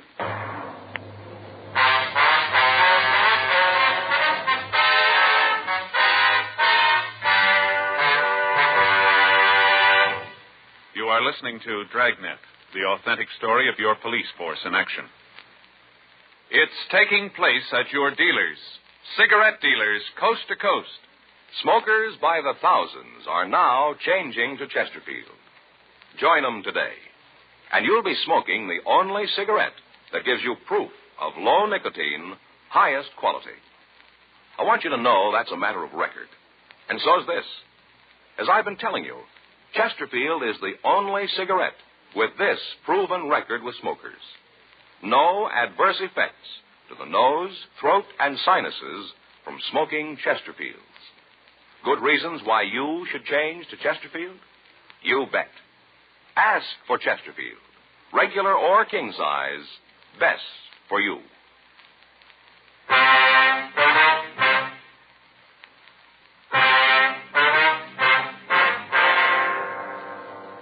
The following morning, Thursday, August 12th, I drove out to Pasadena. At 8:12 a.m., I caught the train on its last stop before it reached the Union Depot in Los Angeles. At 8:45 a.m., the train pulled into the station. I got off, walked up the ramp into the terminal. From there, I walked over to the coffee shop and waited for over an hour.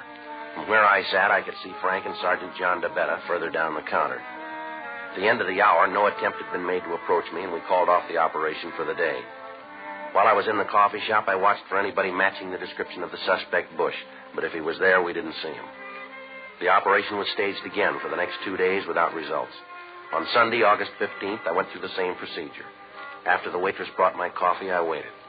9:02 a.m. Mind if I sit down here? No, go right ahead. Here, I'll move my coat. I'll get it for you. You're not going to need an overcoat out here. Sure is hot. Yeah, I guess so. This is my first trip. Thought I'd bring one with me anyway. California weather, you know. Yeah, you never know. Where are you from? Chicago. Want to take the chief in? Yeah. Just thought I'd have a cup of coffee before I start out to find a hotel. Yeah. Guess I had to introduce myself. I'm Gabriel Bush. Friends call me Gabe. Well, my name's Friday. Did you just get in, too? Yeah. I work for a wholesale liquor company in Chicago. It's a small world. Where are your offices? On State Street. Got a little trouble with our West Coast office, so the boss sent me out to see if I can straighten it out. What are you doing here? Oh, just kind of business and pleasure. Mm-hmm. What line you in? Machine tools. Well, how long are you going to be in town? Well, as a matter of fact, I'm leaving Tuesday. That doesn't give you a lot of time here. You know anybody in town? No, sir, I don't. Not a soul. Where'd you say you're staying? Well, I'm not staying any place. I haven't got a place yet. Thought I'd go over to the Statler. Oh, you're not going to get in there. Matter of fact, you're going to have a rough time getting in any place. Oh, is that so? Yeah, there's a big convention in town. No rooms to be had. I made my reservation a couple of weeks ago, and the office out here took care of it. Oh, I didn't know it'd be that crowded. Should I tell you what? Yeah? Come on over to my hotel. You can park your luggage there, and I'll get in touch with a couple of friends here and see what they can do. Well, that's sure nice of you, but I don't want you to go to a lot of trouble. I'll find a place somewhere. It's no trouble at all. Can't let a fellow Chicagoan stand out in the cold. I'm sure the boys can find you a place. Now, you know, I sure appreciate all this. I don't think anything about it. Who knows? Maybe you'll be able to do something for me someday. Yeah, maybe I can. We walked out of the terminal and we got into a cab. I could see Frank and DeBetta following us. The address Bush gave the cab driver was out on Wilshire. We pulled up in front of the place. We went in. The suspect signed the registration card and we went upstairs. All the time he kept up a running conversation about how difficult it was to get a hotel room. The bellboy left our bags in the room and asked us if we wanted them opened. Bush made it apparent to both the boy and to me that he was the only one who was going to open his own suitcase. After the bellboy left the room, Bush laid his bag on the bed and snapped it open. He took out a small leather case, trying to keep me from seeing it, and at the same time making sure that I did. He went into the bathroom, and after about 2 minutes, he came out. He'd taken off his coat, and his left shirt sleeve was rolled back. He had a small piece of cotton on his arm. I feel a lot better now. What's the matter? Something wrong? Oh, no, nothing at all. You see, I'm a diabetic. I have to take insulin shots every so often. Oh, that's too bad. I'll get this back in my suitcase, and we can start looking for a room for you. Well, that's nice of you. Oh, here, let me give you a hand. I'll help you pick it up. Oh, no, it's all right. Don't worry about it. I can get it.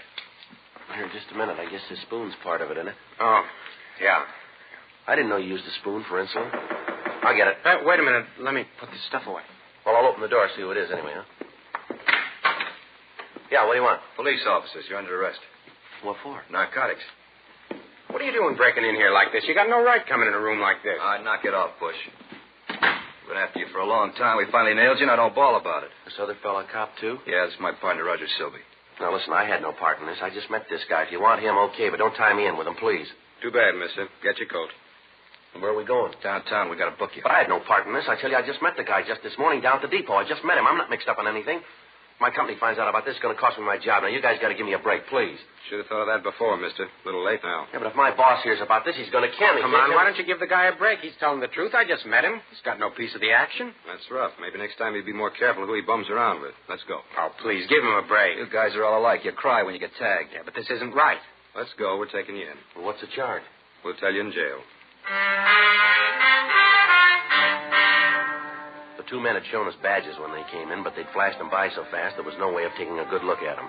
They made Bush and I get our things together, and then they took us downstairs. As we walked through the lobby, I nodded to Frank and Johnny DeBetta. They followed us at a distance. The plan was that I'd get in the car with the suspects and then give them the money. After that, they'd be taken into custody. Until they'd actually taken the money, all we could prosecute them on was a charge of impersonating an officer. Once the currency was in their possession, we could prove extortion, a felony. After we left the hotel, we walked up Wilshire Boulevard, and we stopped by a gray Chevrolet. All right, get in. Is this a police car? That's right. I'll take this one in front with me. Okay. All right, get in. You're making a mistake. We'll let the judge worry about that. I'll call in and tell him we're coming in. Right. This is car 12-7, car 12-7. We have two prisoners in custody. We're taking them downtown for booking. Repeat, we have two prisoners in custody. We're taking them downtown for booking. All right, just sit back, mister. You got a long ride. What are they going to do to me? We just book you. After that, it's up to the court. Yeah, but they're going to let me go, aren't they? I don't know. They got a big drive on now about narcotics. Court's getting pretty rough. Had a guy up just last week. They caught him in a car with another fellow who was smoking marijuana. This one guy didn't even know it was tea. They really nailed him. Hey, how long did they give Jensen? You mean on that T-rap last week? Yeah. 5 years. Now, you see, they're really getting rough. Yeah, but you know I didn't have anything to do with this. You said that yourself. You know that. Listen, isn't there some way? There's got to be a way. I don't know. We don't like to see guys like you nailed, but the pressure's on us, too. We'd like to just let you out of the car, forget we ever saw you. We can't do it. Why not? Why can't you? Too many people know we picked you up. Well, who? Who knows it? Well, our office, for one. As soon as we spotted you and Bush at the hotel, we called them. Told them we were going to take you into custody. My partner just called in and told them we had you. People on the radio know it. Must be a couple of dozen. No, I'm sorry. There's nothing we can do. Sorry. It's a lousy deal. It's going to ruin me. You guys know that. I'll lose my job. I'll be through. I don't know. We'd like to help you out, but you can see there just isn't any way. But there's got to be. Selby? Yeah? How about it? Can't we just let him out? You tell me how we're going to get away with it. How are we going to explain when he isn't there to be booked? Oh, look, he's a nice guy. I don't want to see him get into trouble for something he didn't do. Neither do I, but how do you figure to square it? You're bright, cops.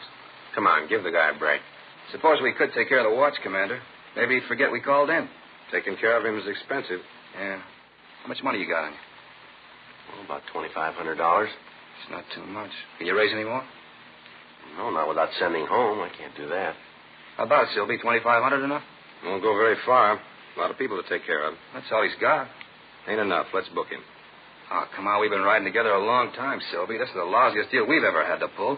If we take the $2,500 and explain it to the commander, it'll work. Come on, let's give the guy a chance. If it goes wrong, it's on your neck. All right. I'll take the beef. Okay, shove him out. We got to take Bush in, though. All right. Come on, give me the money. Sure.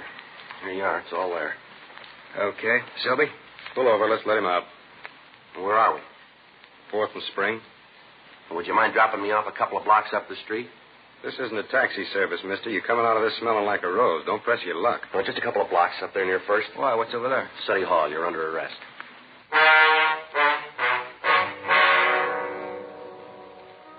The three men were taken into custody, and then the marked money was booked as evidence. We got in touch with the victim, Martin Dietrich, and asked him to come down to the City Hall and give us an identification.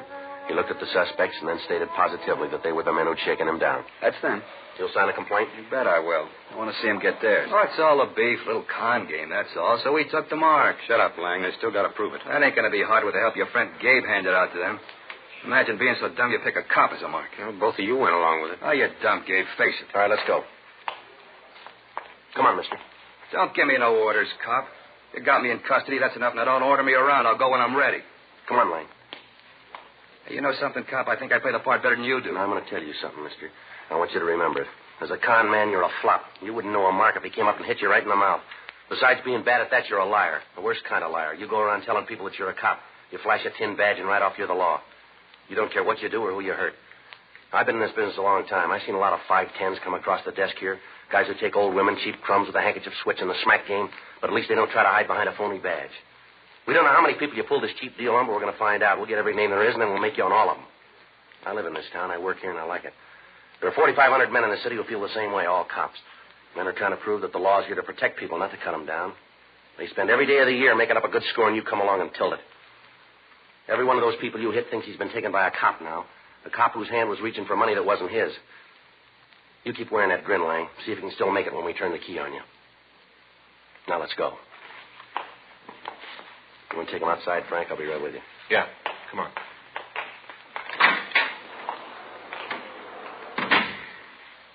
That all you need me for? Yeah, Martin, we'll be in touch with you. Right.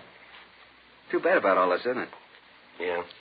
All those people that bunch took, they're always going to think those guys were real cops. Yeah, that's right. They were going to know. Of course, you can't blame them, not really. Look how they got to me. I guess there just ain't any way to tell if a guy flashes a badge, you know. How you going to tell? Yeah, there's one way. How you going to know he's a fake? When he asks you for money.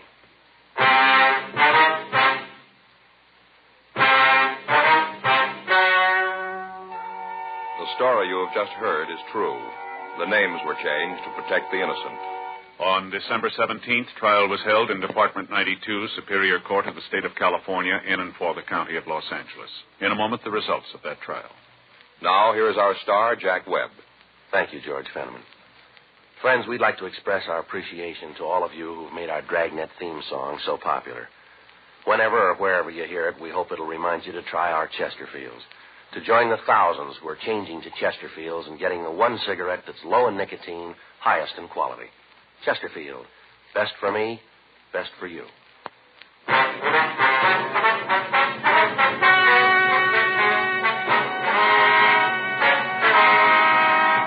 Gerald Richard Lang, Richard Harris Silby, and Gabriel Norris Bush were tried and convicted of violation of Section 518 PC, extortion.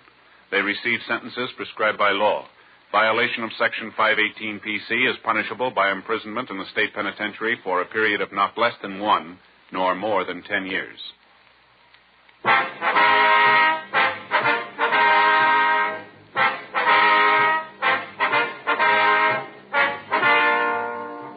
You have just heard Dragnet, a series of authentic cases from official files. Technical advice comes from the Office of Chief of Police W.H. Parker, Los Angeles Police Department. Technical advisors, Captain Jack Donahoe, Sergeant Marty Wynn, Sergeant Vance Brasher. Heard tonight were Ben Alexander, Vic Perrin, Herb Ellis, Paul Richards. Script by John Robinson. Music by Walter Schumann. Hal Gibney speaking. Watch an entirely new Dragnet case history each week on your local NBC television station. Please check your newspapers for the day and time. Chesterfield has brought you Dragnet, transcribed from Los Angeles.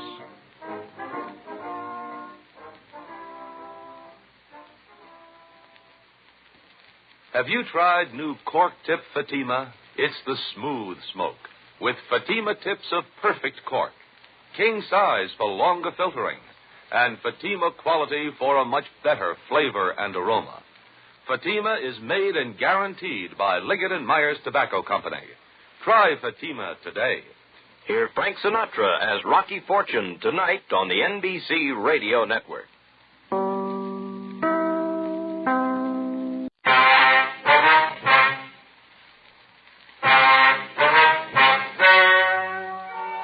Ladies and gentlemen, the story you are about to hear is true. The names have been changed to protect the innocent. Dragnet is brought to you by Chesterfield, made by Liggett & Myers, first major tobacco company to give you a complete line of quality cigarettes.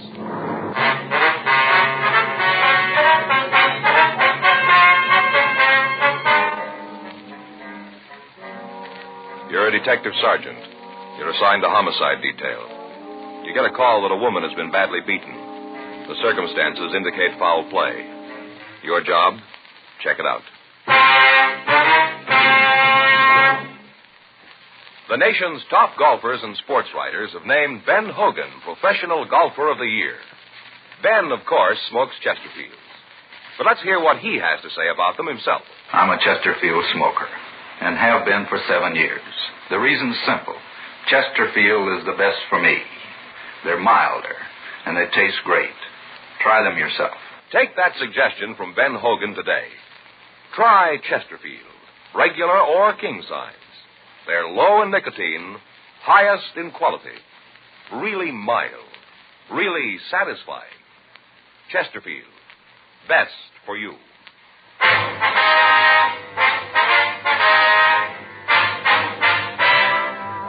Dragnet, the documented drama of an actual crime. For the next 30 minutes, in cooperation with the Los Angeles Police Department, you will travel step by step on the side of the law through an actual case transcribed from official police files. From beginning to end, from crime to punishment, Dragnet is the story of your police force in action.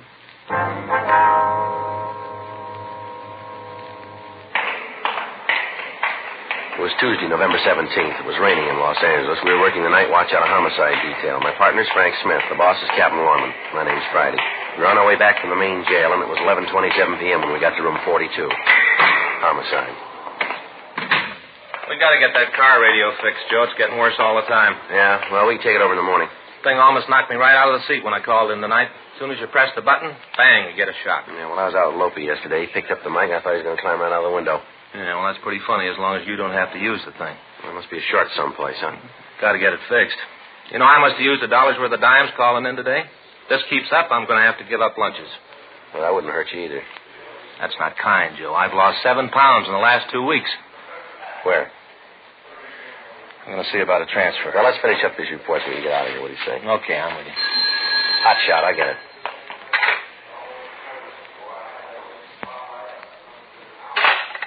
That's a robbery call, bar out in Olympic. Oh, thought for a minute we were going to have to go out. All I want to do is get home and get some dry socks on. My feet are killing me. Yeah, well, I got an idea. If you'll stop talking and pick up a pencil, we can quit on time for a change. Another hot shot. I'll get it.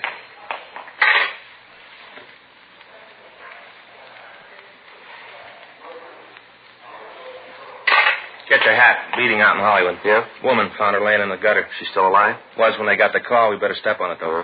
They don't know how long she's going to last.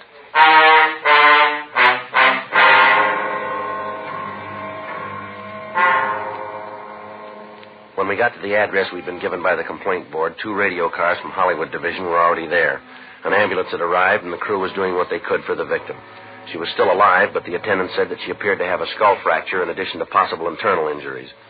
From one of the officers who answered the call, we found that the victim had been sprawled across the sidewalk, her head in the gutter. Due to the heavy rain, a stream of water was running down and into a storm drain. The fact that the drain was above the victim's head appeared to be the only thing that saved her from drowning.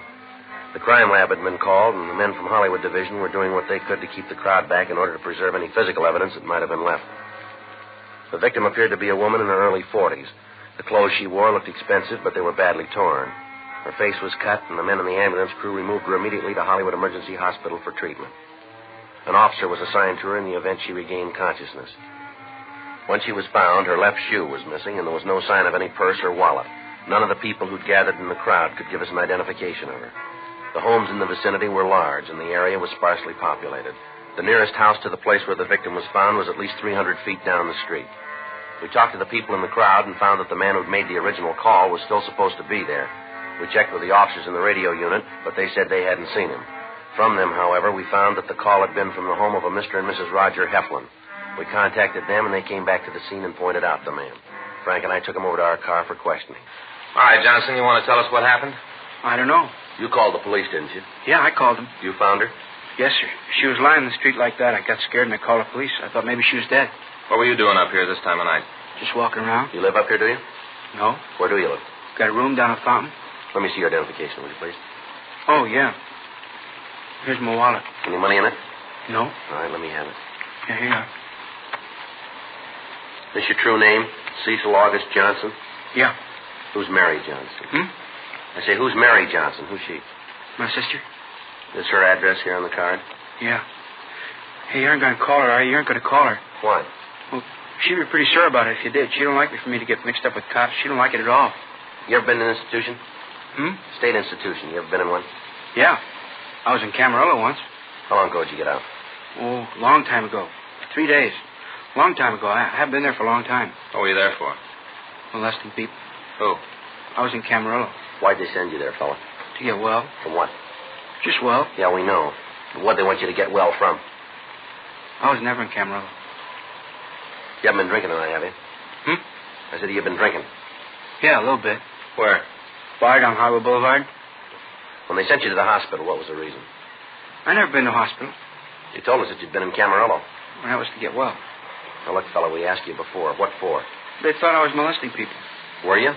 No, I didn't hurt anybody. Did they say you did? Yeah. Who? A lady. They said I hit her. Did you hit her? Huh? I said, did you hit the woman? No, I never hurt anybody. You know who the woman is that you found? You're going to call my sister, are you? Do you know who the woman is? What woman? Now, look, fella, pay attention. The one you found tonight. Yeah, I've known her for a long time. What's her name? Grace. You know her last name? Do you know her last name? No. You know, I never really been in Camarillo. I just told you that. That's so? Why? I don't know. Just sometimes I like to do things like that. I don't have no reason. I just like to do it. Like, once I told my sister I killed a man. She almost fainted. I just like to do that once in a while. Things get dull. I like to get them started. Where'd you meet Grace? Bar down in Hollywood. I go in there all the time. I met her there. Did you meet her there tonight? Yeah, she was there. Said she had a fight with her old man. Said they had a real beef. She told me he hit her. Belted her right in the mouth. What do you think of a guy do a thing like that to a woman? Any man do a thing like that, he's no good. No good at all. They said I did it, too. Told my sister I hit a woman. Who said that? Other cops when they arrested me. When was this? When I was at Camarillo to get well. You under a doctor's care now? No. I got real well at Camarillo, real well. They let me go. You just got through telling us that you'd never been there. I'm a liar. You can't believe anything I say. I'm a real liar. My sister's all the time saying that about me. She says I'm a liar. That's one of the reasons she used to get sore at me. I'm such a liar. I was never there. You know where this Grace lived? No. I think it was up on Ledgewood Drive. I think that's where it was, on Ledgewood Drive. You know where the house is? I never saw it. I was going to go up there one day and punch her old man in the nose. You know, because he hit Grace. I was plenty sore about it. He gave her a black eye. I was plenty sore. But I didn't. You know why? You tell us. Because I thought my sister'd get mad at me. She always gets mad when I get in fights. And when I lie. She get real sore. Got no sense of humor. Yeah. There's a guy at the hospital who had a real sense of humor. He was funny. He had a piece of inner tube and he wore it like a hat. Floppy, you know? He had a real great sense of humor. But my sister, she don't like anybody to laugh. How many times you been arrested, fella? Maybe a couple. Here in Los Angeles? Yeah. All the time in L.A. Cops here don't like me. They got no sense of humor. None. Never saw such dull cops. All right, Johnson, you wait here. We got a few things to check out, and then we want to take you downtown. You aren't going to arrest me, are you? We'll see. Well, I hope not. My sister, she'd be real sore. Johnson? Tell me something. Did you hit her? You mean, did I hit Grace? Is that what you mean? That's what I mean. No. I met her tonight, and she asked me to take a walk with her. To take a walk, that's all. Then all of a sudden, she was lying on the ground. I was pretty drunk. I didn't know what happened. Just all of a sudden, she was there, and I got scared, and I called the cops. But I didn't hit her. I wouldn't do a thing like that to Grace, not me. You believe that, don't you? Well, don't you? You got to buy it. You got it, because it's the truth. Is that right? Sure. It's the truth. Every word. Well, you said it yourself, didn't you? You're an awful liar. 12:52 a.m. While one of the officers from a radio unit stood by with Cecil Johnson, we talked with Lieutenant Lee Jones from the crime lab. He told us that what footprints they'd found in the immediate vicinity of the victim had been destroyed by the rain. He told us that his crew was unable to find any useful physical evidence. The area was searched, but we failed to find either the missing left shoe or the woman's purse, if she'd carried one. We put in a call to the Hollywood Receiving Hospital. Dr. Elwin Terrell told us that the victim was suffering from a fracture of the skull and apparently several broken ribs. He told us that the woman was in a deep coma and she couldn't be questioned at that time. We asked him to contact us through the business office in the event that she regained consciousness. We questioned the people in the neighborhood, but they were of no aid. None of them recalled hearing any automobiles on the streets, and none of them could testify as to the people loitering in the area. 1:10 a.m. We took Cecil Johnson and had him detained at the city jail pending further investigation. A check of his record showed that he'd been sent to Camarillo twice on charges of molesting in violation of Section 245 PC. He'd been released into the custody of his sister 3 weeks previously. Before he was placed in a cell, we got the name and address of the bar where he said he'd met the woman he called Grace. 1:40 a.m. Frank and I drove out to the place. It was located on Hollywood Boulevard near Las Palmas Avenue. There was only one other customer in the place when we went in. The bartender was cleaning up for the night. What'll it be? We're looking for Emil. I'm him. What do you want? It's not about that lousy Jackie, is it? What's that? You're cops, aren't you? Isn't this about Jackie? We're police officers, yeah. You gotta understand, I thought he was an actor. You know, I thought he was just hanging around the place to take work calls. That's what he told me. I didn't have no way of knowing different. It's the truth. We don't know anything about Jackie. We'd like to ask you some questions about a man named Cecil Johnson. That crackpot? You know, I thought you were after me because of Jackie. Oh, there it goes again. Excuse me. Yeah. Hello? Yeah, it is. No, he ain't here anymore. What? I don't care how the horse did. Jackie ain't here. Now, don't call me no more. You see, this guy Jackie's a book. All the time he's using my phone, and I don't know it. Yesterday, a couple of cops come in and put the arm on him. All day, the phone's been ringing. Yeah. From what they say, he's lucky he got arrested. He must have lost his shirt yesterday. Horse came in, they paid 20 to 1. Boy, he really must have had it. I see. Now, what do you know about this Cecil Johnson? A creep. A real creep. Did you see him tonight? Yeah, he was in. About what time? Let's see, it was just before the fight on TV. That'll make it about 6:45. Yeah, about then, about 6:45. He come in alone? Oh, yeah, always does. He don't have no friends. What time did he leave, do you remember? Oh, we stayed around and watched the fight. Got into an argument with the guy. Then he left about, let's see. I guess it must have been about 9:30, 9:45. You know a woman named Grace? We understand she's in here quite a bit. Grace, huh? Well, we got a couple of Graces come in here. What's yours look like? About 42, dark hair, wearing a tweed coat. Excuse me a minute, huh? Yeah. Hello? Yeah, it is. No, he's not here. He won't be back, so stop calling. I don't care if it did pay that. Look, Bud, I got no part in the action. Now, forget the number, huh? Jackie's gone. He's in the can. Yeah, he's pinched. Now, lay off, huh? Now, let's see. Dark hair, tweed coat. Oh, yeah, that'll be Grace Dillon. Dillon? Yeah, she's pretty much of a regular. D-I-L-L-O-N. Yeah, I guess so. D-I-L-L-O-N. I guess that's the way to spell it. Well, what's all the questions? Something wrong? What time was she in here tonight? Who says she was? Well, that's what we understand. Oh. Oh, yeah, well, there's nothing wrong around here. No reason not to cooperate. She was here, come in about 8. What time did she leave? Well, I guess it was 9:30, 9:45. She leave alone? I gotta think about that. All right. Lots of people in here with the fights, you know. Let me think. I'm gonna tear that thing right out of the wall. He ain't here. He's been pinched. I don't know when he'll be back, and I don't care. You know, come to think about it, I think she left with that Cecil. Johnson? Yeah. Did either one of them have much to drink, do you know? Well, Cecil had a couple of beers. It's all he needs. Don't take much with him. How about the Dillon woman? She was feeling no pain when she got here. Really carrying a load. I finally told her to take a walk, told her I couldn't serve her no more. That's when she left. Her and Cecil were sitting right there next to each other. When I told her I wouldn't pour no more for her, she got hacked and her and Cecil left. You know where she lives? Not right off. I can look it up. We keep a list of people who come in here. Send them announcements about things, like when we get a new piano player, things like that. I see. I can look it up for you. Just take a minute. Fine, thanks. C, A, B, C. Oh, here it is. Darby, Dexter, Dibbs. I wished he'd come in and pick up the tab we can. Oh, let's see. Here it is. 2917 Ledgewood Drive. 2917. Thank you. You can take the card if you want. Don't make any difference to me if she never comes back.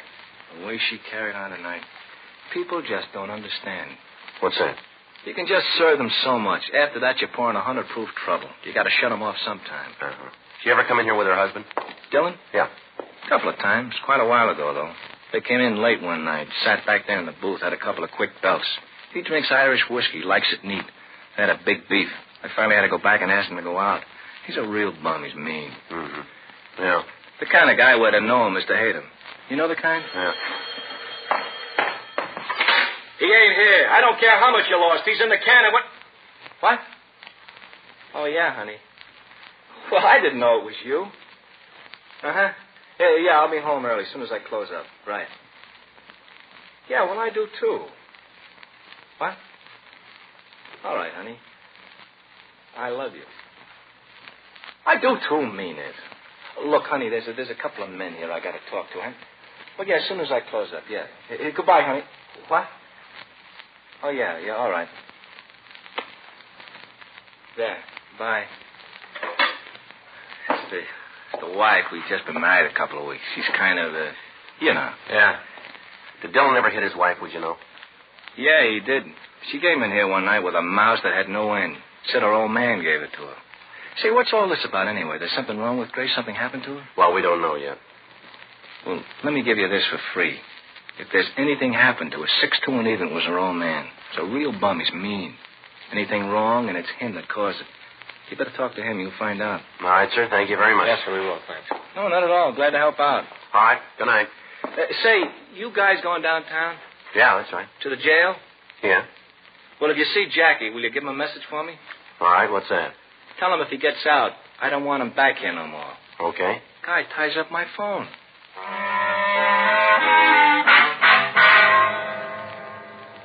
"2:26 a.m. We got a description of the victim's husband and checked the name through R&I. We were unable to come up with any criminal record on him. Frank and I drove out to the address given us by the bartender. It was a large English stucco house 5 blocks from where Grace Dillon had been found. We rang the bell and waited. An elderly woman answered the door and told us that Herman Dillon was not in. She explained that she was a babysitter and that she'd been called to take care of the couple's 3 children. She went on to say that Mr. Dillon had left the house at approximately 10:15 p.m. and had not yet returned. We called the office and arranged for a stakeout to be set up on the house. While we waited for the officers to arrive, the babysitter told us that the Dillons had constant fights. She said that on several occasions Mr. Dillon had threatened to kill his wife if she didn't spend more time at home taking care of the children. She went on to explain that there'd been an argument that evening, and that after a loud fight, the wife had left the house. After she'd been gone for over an hour, Herman Dillon left to find her. 3:02 a.m. The officers arrived. We asked them to wait for the husband to return and then to notify us immediately. Frank and I drove downtown and checked into the crime lab. We talked with Lieutenant Lee Jones regarding his findings. He told us that he'd gone over the victim's clothing, but he was unable to find any physical evidence to help us in finding her assailant. 3:46 a.m. We checked into the office and put in a call to the hospital. How do you spell that, Doc? Huh? Yeah. A-D-E. Yes, sir. Well, do you have any idea when that might be? I see, sir. Mm-hmm. Well, if you'll let us know. Right. Yeah, the business office here will know how to reach us. Right. Thanks again. Good night, Doc. How is she? Well, the doctor says he's finished his examination. She's got a frontal bone fracture, 3 broken ribs, cuts, and contusions. She's going to be all right? Yeah, you think so. Says she might come out of it any time. Says it looks like she might have been thrown from a car. Well, that'd explain the missing shoe and purse, wouldn't it? Yeah. You have any idea when we can talk to her? No, might not do any good anyway. What do you mean? Well, the doc says this kind of fracture can produce a retrograde amnesia. Huh? She won't remember anything.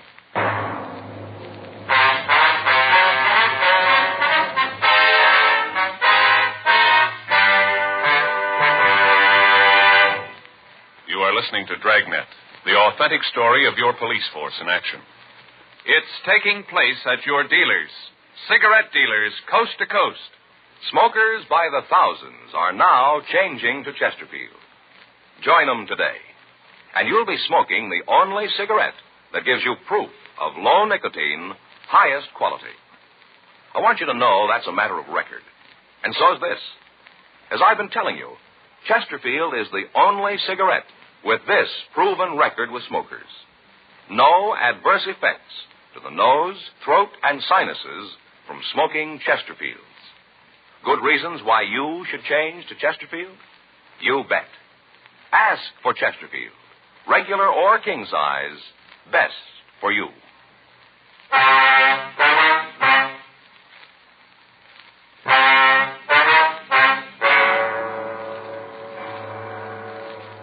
a.m. Frank and I signed out of the office and we went home. At 5:13 a.m., I got a call that the husband of the victim, Herman Dillon, had returned home. The officers who called said that they were bringing him down to the city hall. I got in touch with Frank, and by the time we got to the squad room, Dillon was already there. He appeared dazed and acted as if he'd been drinking heavily. We sent out for some black coffee for him. He apparently didn't know what had happened to his wife. What's all this about, anyway? What are you dragging me out of my house like this for? Got a few questions we want to ask you, Dillon. What do you got that's so important you got to go through it at 6 in the morning? When did you see your wife last? About 7:30 last night. Why? How do you and your wife get along? We've been married for 10 years. Not much of an answer, mister. You're not married. Been married 10 years, and it's an answer. Been married 10 years, it's all the answer you need. Well, maybe you better spell it out for me. After that long, you have a few disagreements. Bound to. You know, being together all that time. You and your wife have a disagreement last night, did you? Yeah, we had a discussion. What about? I don't think that's any of your business. Yeah, well, maybe it is. Now, what'd you argue about? Running around. Wasn't a real argument, just a discussion. The way we got it, it was more than that. And you got it wrong. We heard you hit her a couple of times. That's a lie. I might have shoved her a little. She had it coming, though, all the time running around. We got 3 kids, 3 little kids, and she doesn't care that for them. Always going out, hanging around those cheap bars, boozing it up. I came home the other night, she'd walked out and left the kids all alone, all by themselves. Didn't even get a sitter for them. Where you been tonight? Why? Why you have to know that? You want to tell us? Yeah. After Grace and me had the fight, she walked out. I waited for her to come home. Then when she didn't, I went out to find her. Did you? Did you find her? No, I looked all over for her. All the bars along the boulevard, but she wasn't there. Where you been since the bars closed? Walking around. In all this rain? Yeah. I've been trying to figure out what to do, trying to make up my mind. About what? What I should do with Grace. Things can't go on like this. They just can't. We've heard from some of your wife's friends that you made threats in their life. Is that right? Who told you that? We just heard it. Is it true? Yeah, I suppose so. If I'd have found her tonight, I'd have maybe killed her. I'd never been so mad before. You see anybody you knew tonight? What? When you were walking around, did you see anybody you knew? No, why? When you got no way to prove where you were. Why'd I have to do that? Might make things easier on you. Hey, what's this all about anyway? Why are you asking all these questions about me and Grace? What are you trying to say? Where is Grace, you know? Yeah? Well, where is she? What's happened to her? She's in the hospital. She had an accident. It's pretty bad. What kind of an accident? Looks like she was beaten. And you think I did it? Might have been you. She alive? Yeah. You think I beat her up? Did you? No, I maybe wanted to, knock some sense into her, but I didn't do it. You prove where you were tonight? Why? Can you prove where you were? No, I don't even know myself. Hey, you really think I did it? That's what we're trying to find out. You know, I was pretty drunk tonight. I got real loaded. That's a terrible part. Yeah, let me see your hands, will you? Why? Let me see them. All right. Put them up there, both of them. Here. Where'd you get those bruises? I don't know. I don't remember. You better try. This is pretty important. I told you I was drunk. There's only one thing that'll put bruises like that on your hands. Yeah? You hit something pretty hard.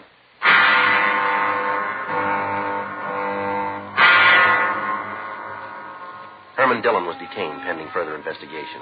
We'd called the hospital, but there was no change in Mrs. Dillon's condition. Because of the lack of physical evidence, her testimony was essential in apprehending the person who'd beaten her. We had 2 prime suspects. Cecil Johnson, who was known to have been in her company when she left the bar. Johnson's record indicated that he was capable of committing the crime. On the other hand, the victim's husband had stated that he might kill her. He was unable to explain his movements at the time of the attack. The only person who could tell us the true story was the victim herself, and we had the doctor's statement that she might not remember the events immediately leading up to the beating. At 10:14 a.m. the following morning, the officer called from the hospital telling us that Mrs. Dillon had regained consciousness and could be questioned. The doctor told us that she was calling for her husband and asked that we bring Dillon with us. We went by the city jail and picked him up, and then we drove over to the hospital. The doctor told us that Mrs. Dillon was in a weak condition and that we couldn't talk to her at any length. Frank, Dillon, and I went into her room and waited for her to open her eyes. That's you, Herman? Yes, dear. You're not mad at me, are you? You're not still mad at me? No, dear, I'm not. Oh, that's good. I was afraid you still were mad. You know, Herman, you shouldn't have hit me like you did. I know maybe I had a reason, but you shouldn't have hit me. Can you tell us what happened, Mrs. Dillon? Who are you? Police officers. What are you doing here? Trying to find out who did this to you. It wasn't anybody did it. Ma'am? It wasn't anybody. I did it myself. Silly did it all by myself. I don't believe I understand, Miss Dillon. Herman and me had a fight, and I walked out. I was going to leave him. I went down and had a few drinks, just a few, and I got to thinking about me and Herman. How I was such a bad wife. I got to thinking about the kids and how I was a bad mother. You aren't still mad at me, are you, Herman? Really, in your heart? No, Grace, I'm glad you're going to be all right. That's all that counts. You want to tell us what happened, Miss Dillon, please? I was on my way home. I was going back. Cecil was walking home with me. It was raining pretty hard, and we came to a gutter that was full of water. I stepped up on the curb to go around it. I didn't want to step in the water, and I fell. Fell down the hill, rolled all the way to the bottom, all the way to the next street. I remember falling. I remember laying in the street down below and how I couldn't move. I didn't know about anything else after that. Until just when you got here, Len, I don't remember much of anything. You mean that you fell down yourself, that nobody beat you up, huh? No. Herman hit me when I was home. He got mad at me and hit me. But he was right. You were right, honey, real right. But it's going to be different, I promise you. Just as long as you ain't still mad at me. That's all that matters, that you ain't mad. Now, take it easy, honey. Everything's going to be all right. Just take it easy and try to get some sleep. I love you, Herman. I love you very much. And I'm going to make it all up to you, all the bad times. I'm going to make it all up to you. I love you too, Grace. Now, you go to sleep. Get some rest. All right, honey. All right, thank you, Miss Dillon. We better go.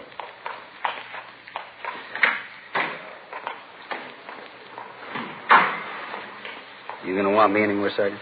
No, I don't think so. Wonder if she means it. If she really does. What's that? About making it up to the kids, how things are going to be different. Well, I don't know. She said she would. That's just it. She said it so many times before.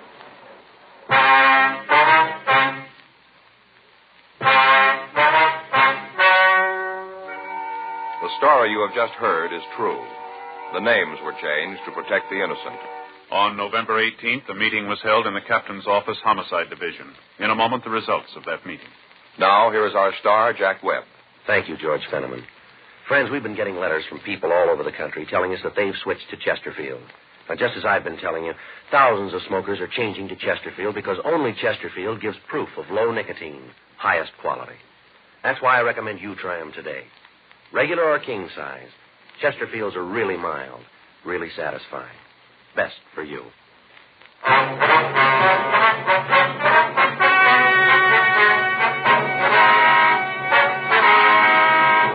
Since no crime had been committed, no legal action was taken against Mr. and Mrs. Dillon. Cecil August Johnson was removed to room 5, Georgia Street Receiving Hospital for further psychiatric examination.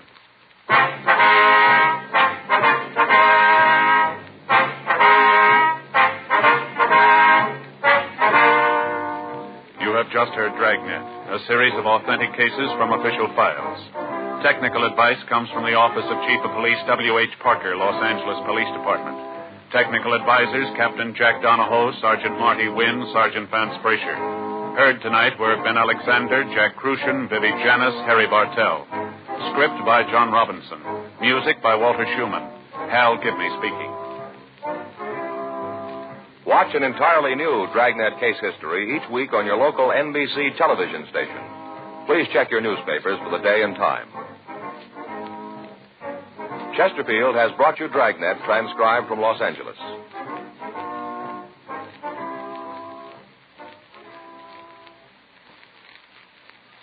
Have you tried new cork tip Fatima? It's the smooth smoke, with Fatima tips of perfect cork, king size for longer filtering, and Fatima quality for a much better flavor and aroma.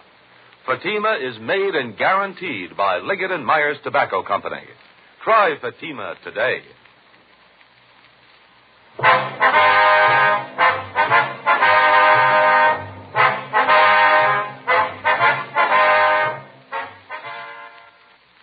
Hear Frank Sinatra as Rocky Fortune tonight on the NBC Radio Network.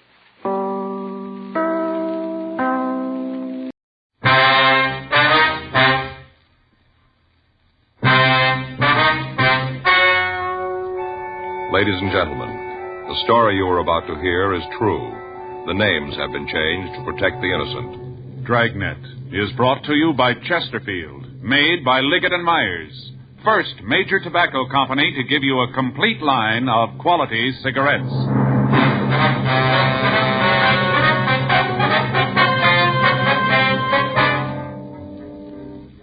You're a detective sergeant. You're assigned to juvenile detail.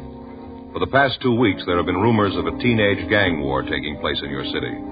You don't know when it's going to start. You don't know where. Your job, stop it.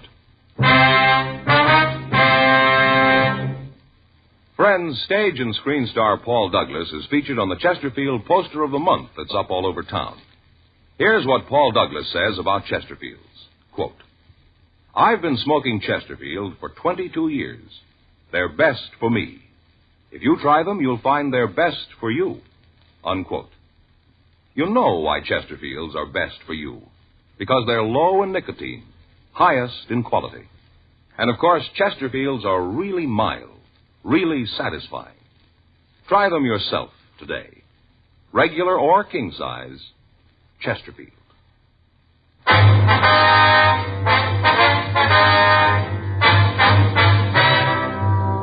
Dragnet, the documented drama of an actual crime. For the next 30 minutes, in cooperation with the Los Angeles Police Department, you will travel step by step on the side of the law through an actual case transcribed from official police files. From beginning to end, from crime to punishment, Dragnet is the story of your police force in action.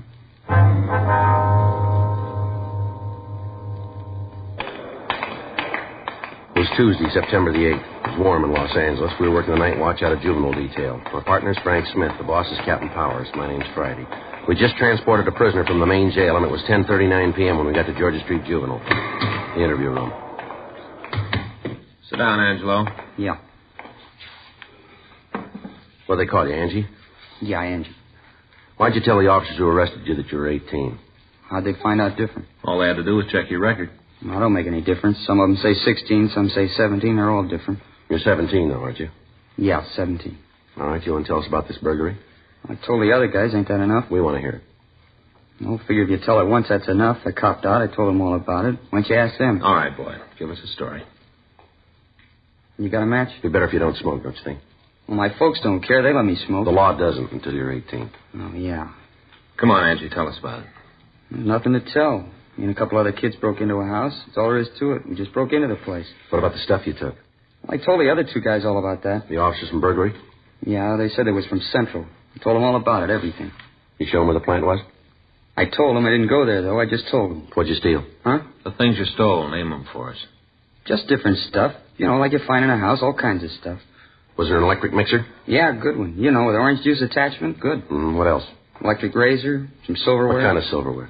You know, like you eat with. Was there a silver tea service? A what? A tea service, you know what I mean? If I knew, I wouldn't ask you. Like a coffee pot with legs, a lot of scroll work on it, silver, you know. Oh, yeah, I know.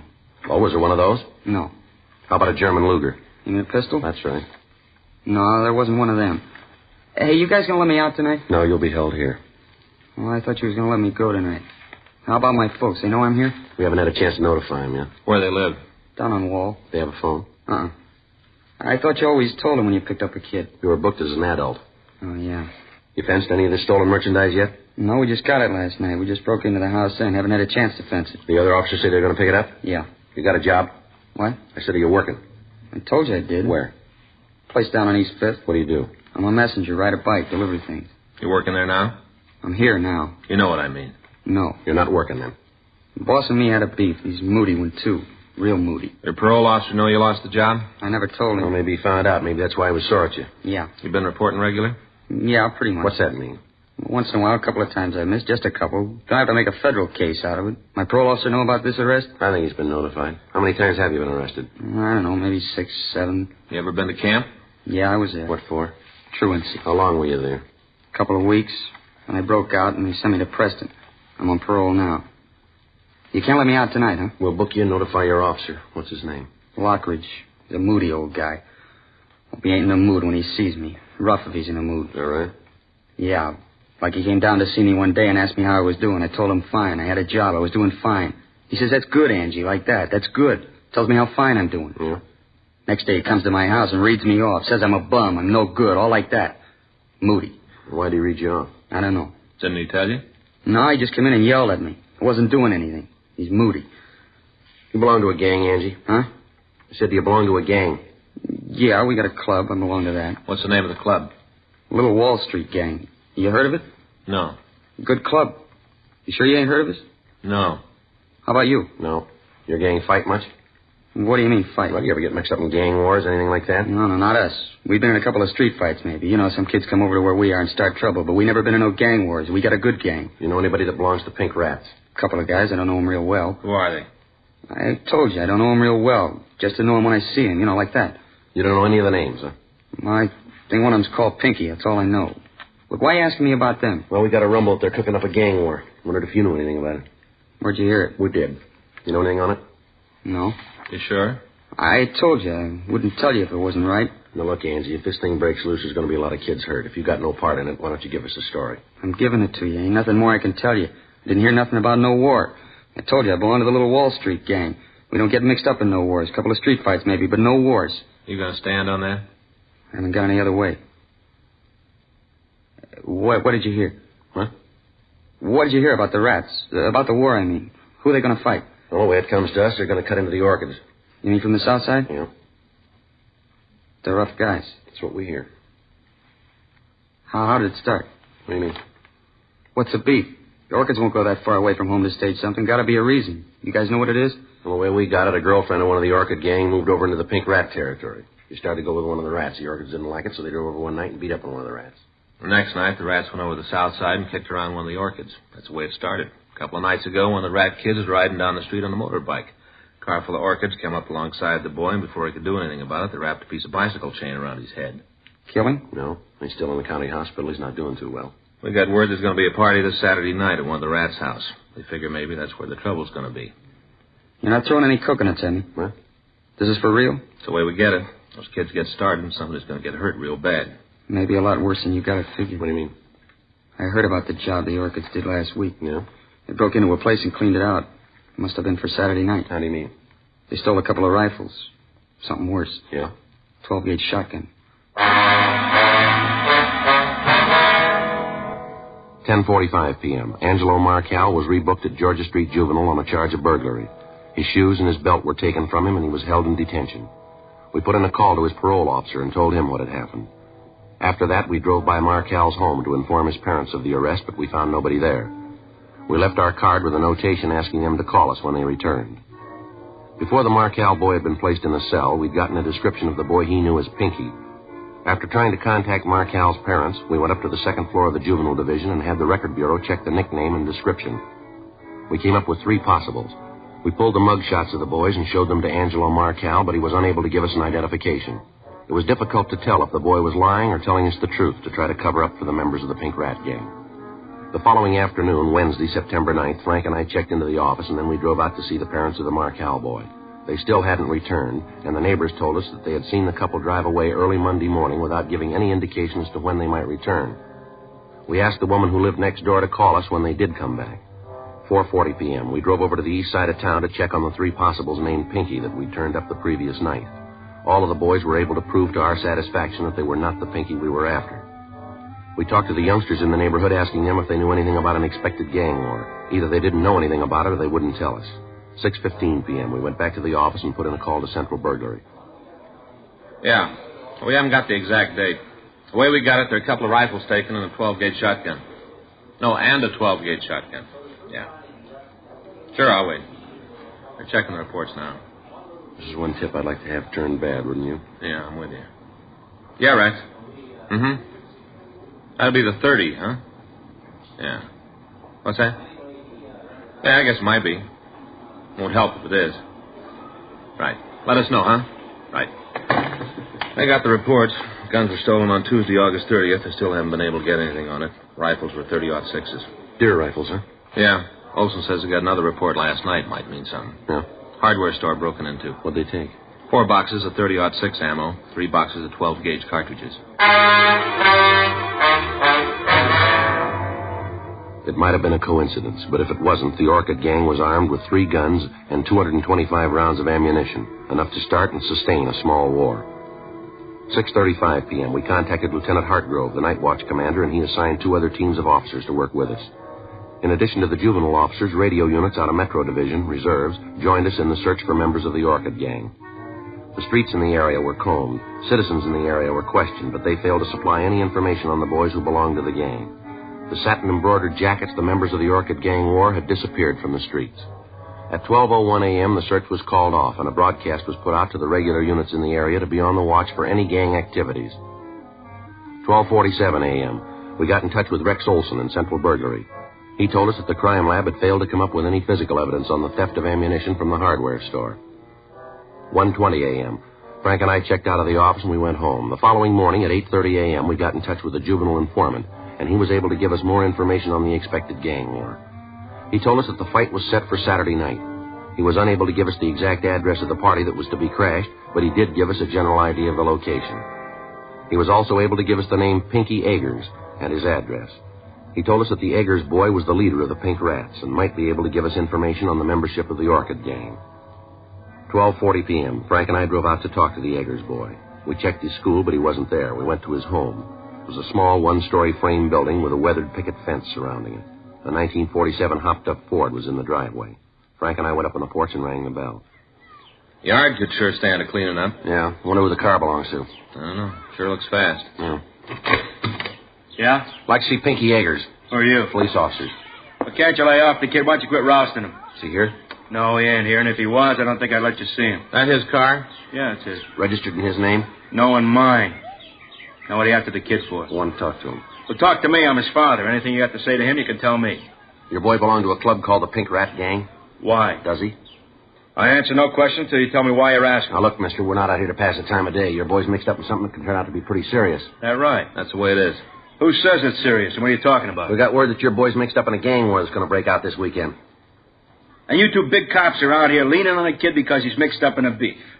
Listen, there's a 5-year-old kid down the street skating on the sidewalk. Why don't you go put the arm on her? If this war breaks out and somebody's going to get hurt, maybe your boy. We're trying to stop it. Well, don't bother. Pinky can take care of himself. Any of the gangs cause trouble, the rats can swing their end.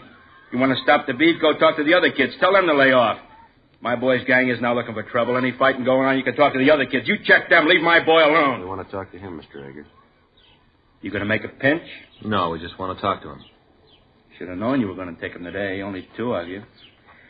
Well, I'm telling you, you ain't laying a hand on Pink. You try it, and I'll haul you in every court in the country. Now get out of here. Where's your boy now? That's none of your business. I told you to get out. Maybe you don't understand, Eggers. This is a gang war. Your boy's helping to build it. All right, so a couple of kids get together in a vacant lot and mix it up. A couple of bloody noses, black eyes, nothing wrong. Makes men out of them. A lot more serious than that. We understand there's going to be guns used in it. You get out of here now. I got some rights. You ain't off the property in 2 minutes flat, I'm going to get a gun and start shooting. You come around here telling me my son's getting mixed up with a bunch of hoodlums using guns? You guys are Section 8s. Maybe Pinky will belt a couple of kids, but there ain't going to be no guns. Only reason they'd use them is that they're around all the time with you cops hounding them. You just can't see a bunch of kids have a little fun, can you? Unless they belong to the stinking clubs you build, you can't stand on that DAPS or whatever you call it. Kid don't belong to that, ain't no good in your book. Well, I'm telling you something. Any kid that does belong to it's a bum in my book. Now, you get off my property and don't come back, you hear me? Anything happens, Pinky can take care of himself. He'll be okay. Now, you guys leave him alone. I hope he's right.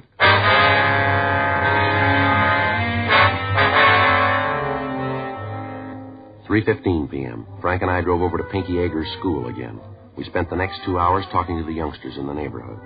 Those that would cooperate with us didn't have the information that we needed. The others refused to tell us anything. In the meantime, officers from 77th Street Division were checking on the activities of the Orchid Gang. They ran into the same evasive answers that we had. If the information we'd gotten was true, we had a little more than 48 hours to find the principals in the war before the shooting could start. Thursday night, 8:40 p.m., Frank and I met with Captain John Powers, Lieutenant Hartgrove, and the heads of the juvenile details throughout the city. From them, we learned that word of the impending war had spread through the gangs in the separate districts, and that the other gangs were taking sides in the argument and were ready to start their own battles with factions who opposed them. Captain Powers, along with the heads of the divisions, mapped a plan of action to be put into effect at the first sign of an outbreak. Additional cars from Metropolitan Division reserves were to be ready if they were needed. Days off for all juvenile officers were canceled. A 3-way radio contact would be kept open between all divisions on Saturday night. The area where the main activity was expected would be heavily patrolled, both by beat men and by radio car officers. Once the operating plan was set up, there was little to do but wait. In the meantime, the search went on for members of the Orchid Gang and for Pinky Yeagers, the leader of the Pink Rats. A watch had been placed on his home, but he failed to return. Friday, September 6th, 9:42 p.m. Frank and I checked with the burglary division on the stolen guns. Then we went over to the New Yorker restaurant to get something to eat. Hi, Sal. Hey, Joe, call your office, huh? I just called you. Yeah, thanks. Order him the fish and chips, will you, Frank? Sure. How's it going, Sal? Not bad. With you? Kind of rough. Where's Rosie? Her and the kids went to movies.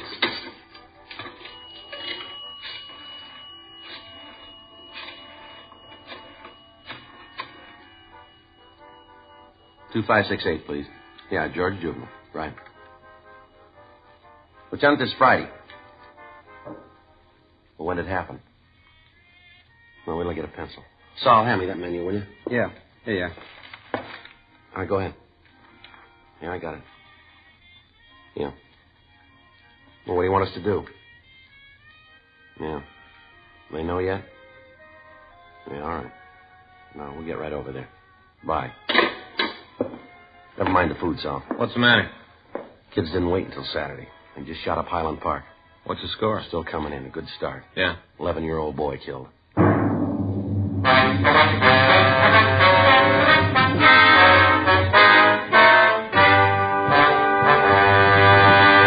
You are listening to Dragnet, the authentic story of your police force in action. It's taking place at your dealers, cigarette dealers coast to coast. Smokers by the thousands are now changing to Chesterfield. Join them today, and you'll be smoking the only cigarette that gives you proof of low nicotine, highest quality. I want you to know that's a matter of record. And so's this. As I've been telling you, Chesterfield is the only cigarette with this proven record with smokers.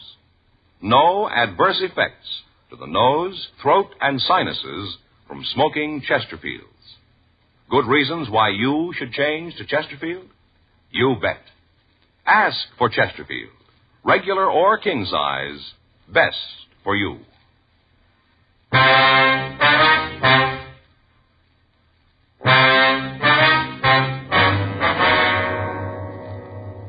The first victim of the juvenile gang war was 11-year-old Tony Herman. The teenagers next door to the Herman house were having a party. At 9:36 p.m. Friday night, a group of youngsters had arrived at the house and tried to crash the party.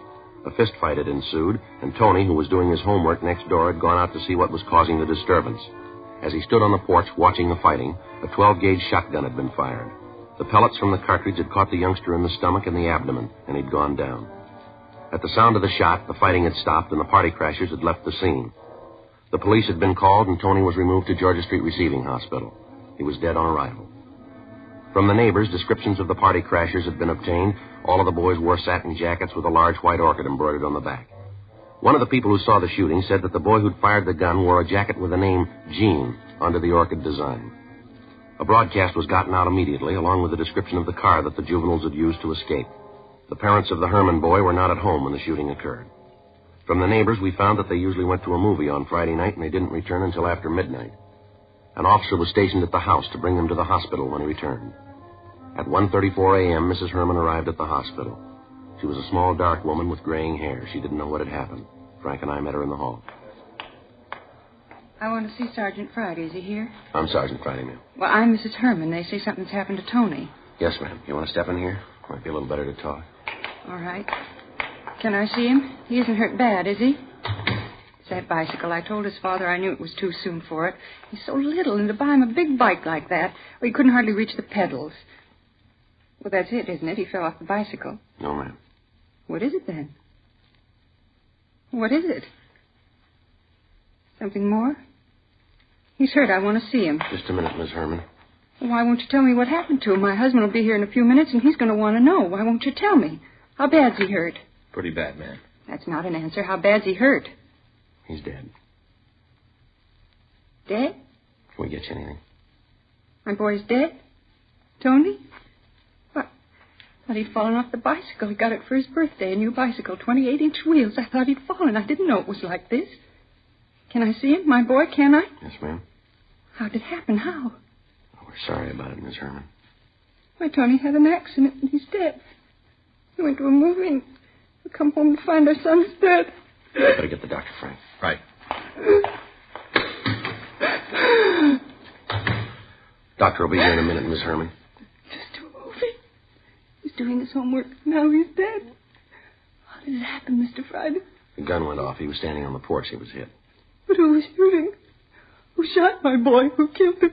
We don't know, Miss Herman. I want to know who it was who killed him. I want to know. His father's going to want to know. My boy's dead. My boy, my son. You want to handle this, Doc? We'll wait outside. Surely.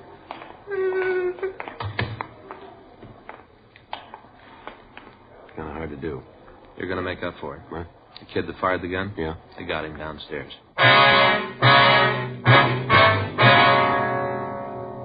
A few minutes after the broadcast had gone out on the boy wearing the jacket with the name Gene on it, two officers on York Boulevard had picked up the speeding car. In shaking down the occupants and the car itself, they'd found the jacket hidden under the rear seat. In the trunk of the automobile, they'd found the stolen rifles and the shotgun with one discharged cartridge in it. The three boys in the car had been taken into custody and brought immediately to Georgia Street. Two of the youngsters had been taken to the detention cells, and the third, who identified himself as Gene Graff, was brought to the office of the night watch commander.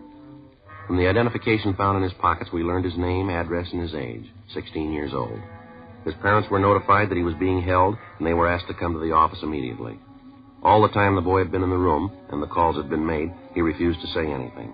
When Frank hung up the phone after calling his parents, he made the first statement. What's that going to prove? What's that?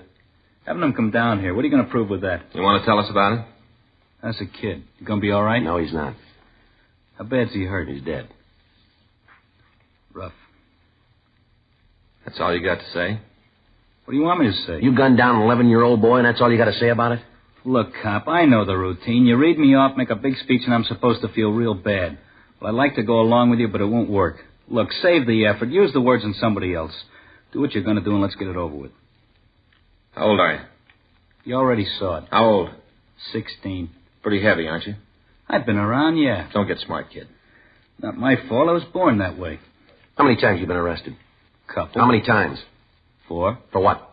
Suspicion 211, suspicion 245. You're 16. You've been picked up for robbery and assault. I didn't stand any of them. You ever been in camp? No. You ever served any time? Look, the taxpayers pay you a lot of money to keep records. Why don't you look all this up? It's there. Where'd you get the shotgun you used tonight? I won it in a raffle. I got a lot of luck. Yeah, well, it just ran out, kid. Now, I'm going to give you a piece of advice. If you're as smart as I think you are, you're going to take it.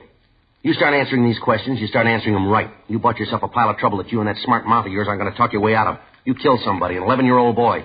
You walked up that house with a gun you were ready to use. And you just answered the questions and never mind the sarcasm. Put the muscle away. You lean on me and I'll have every sister in this state on your neck. I'm a juvenile. Don't you forget it. You just got out of that league. That's the way you see it. That's the way it is. From where you sit. But I'm telling you, you give me any muscle and I'll scream my head off to every sob sister club in the country. I'm going to ask you once more, young fella. Where'd you get that gun? I bought a lucky ticket.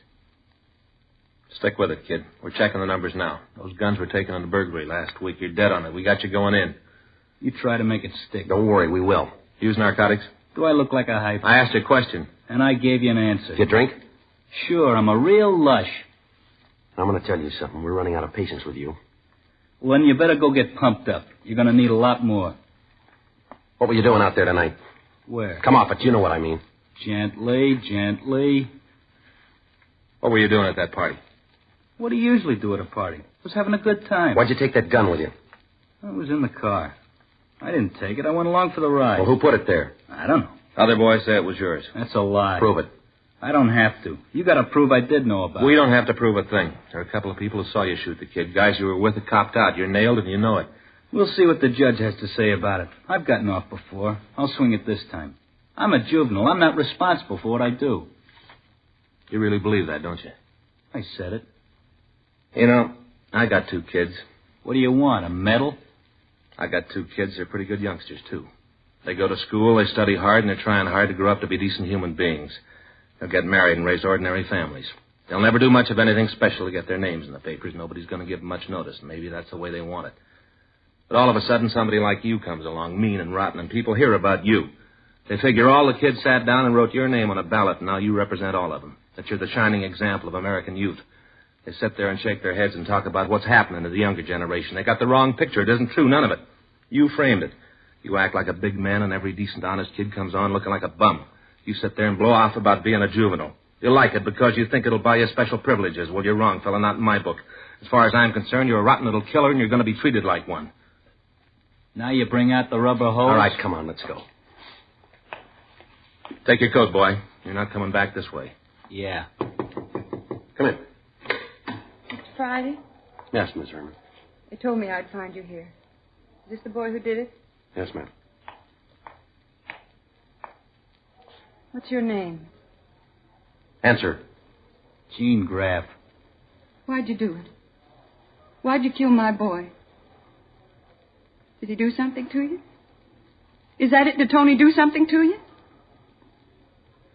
Answer me. Say something. Just tell me one thing. What right do you have? What right does a young hoodlum like you have to stand there alive and breathing and my boy dead? What right? Do you hear me? What right? Miss Herman. Make him tell me what right. What right? What right does he have to do a horrible thing like this? What right? I don't know, but we're going to take it away from him.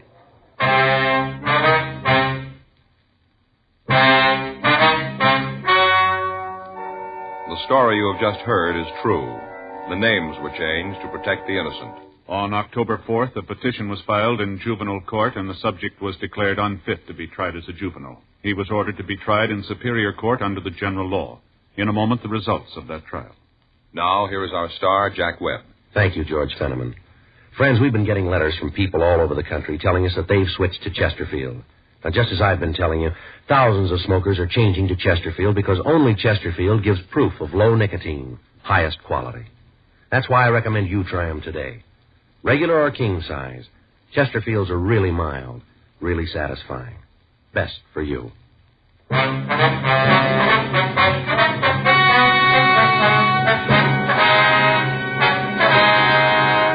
Gene Norton Graff was tried and convicted of murder in the second degree. He was referred to the Youth Authority for punishment. Murder in the second degree is punishable by imprisonment in the state penitentiary for a period of from 5 years to life.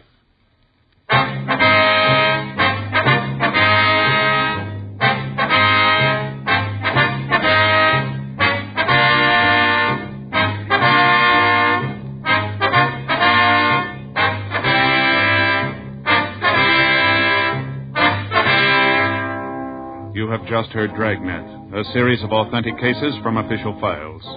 Technical advice comes from the Office of Chief of Police W.H. Parker, Los Angeles Police Department. Technical advisors Captain Jack Donahoe, Sergeant Marty Wynn, Sergeant Vance Frazier.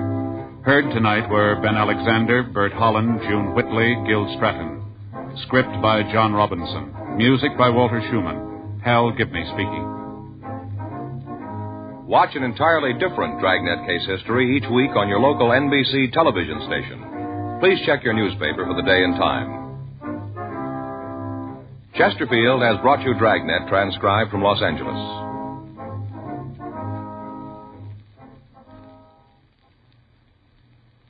Have you tried new cork tip Fatima? It's the smooth smoke, with Fatima tips of perfect cork, king size for longer filtering, and Fatima quality for a much better flavor and aroma. Fatima is made and guaranteed by Liggett & Myers Tobacco Company.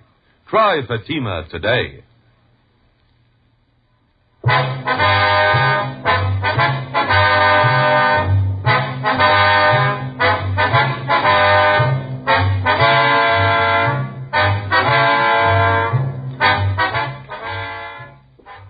Hear John Cameron Swayze and the news tonight on the NBC Radio Network.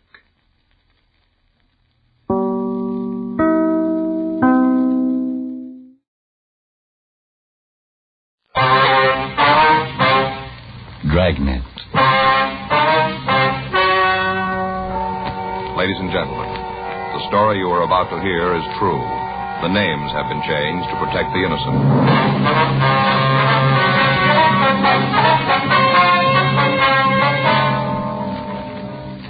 You're a detective sergeant. You're assigned a robbery detail. 3 hold-up men have robbed and beaten 2 supermarket operators in your city. You've got a good description of the thieves. Your job, get them.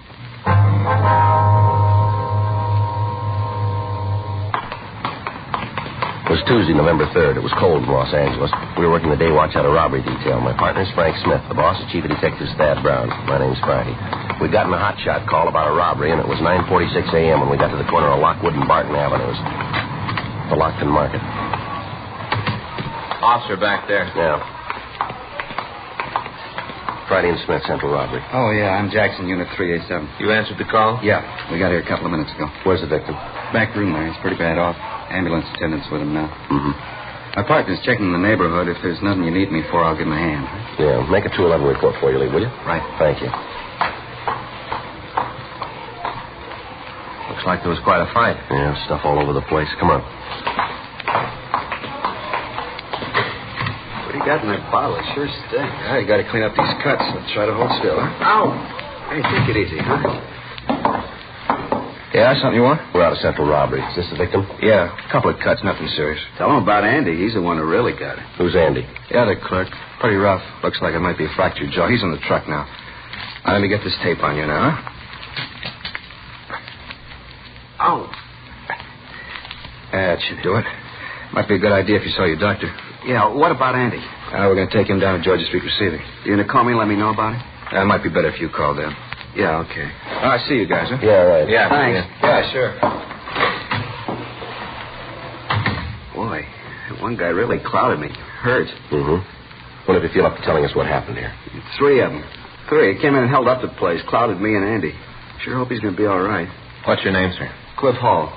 You own the store, do you? No, me and Andy run it, though. We'd like to buy it. What time did these men come in? Must have been around 9:30, around in there.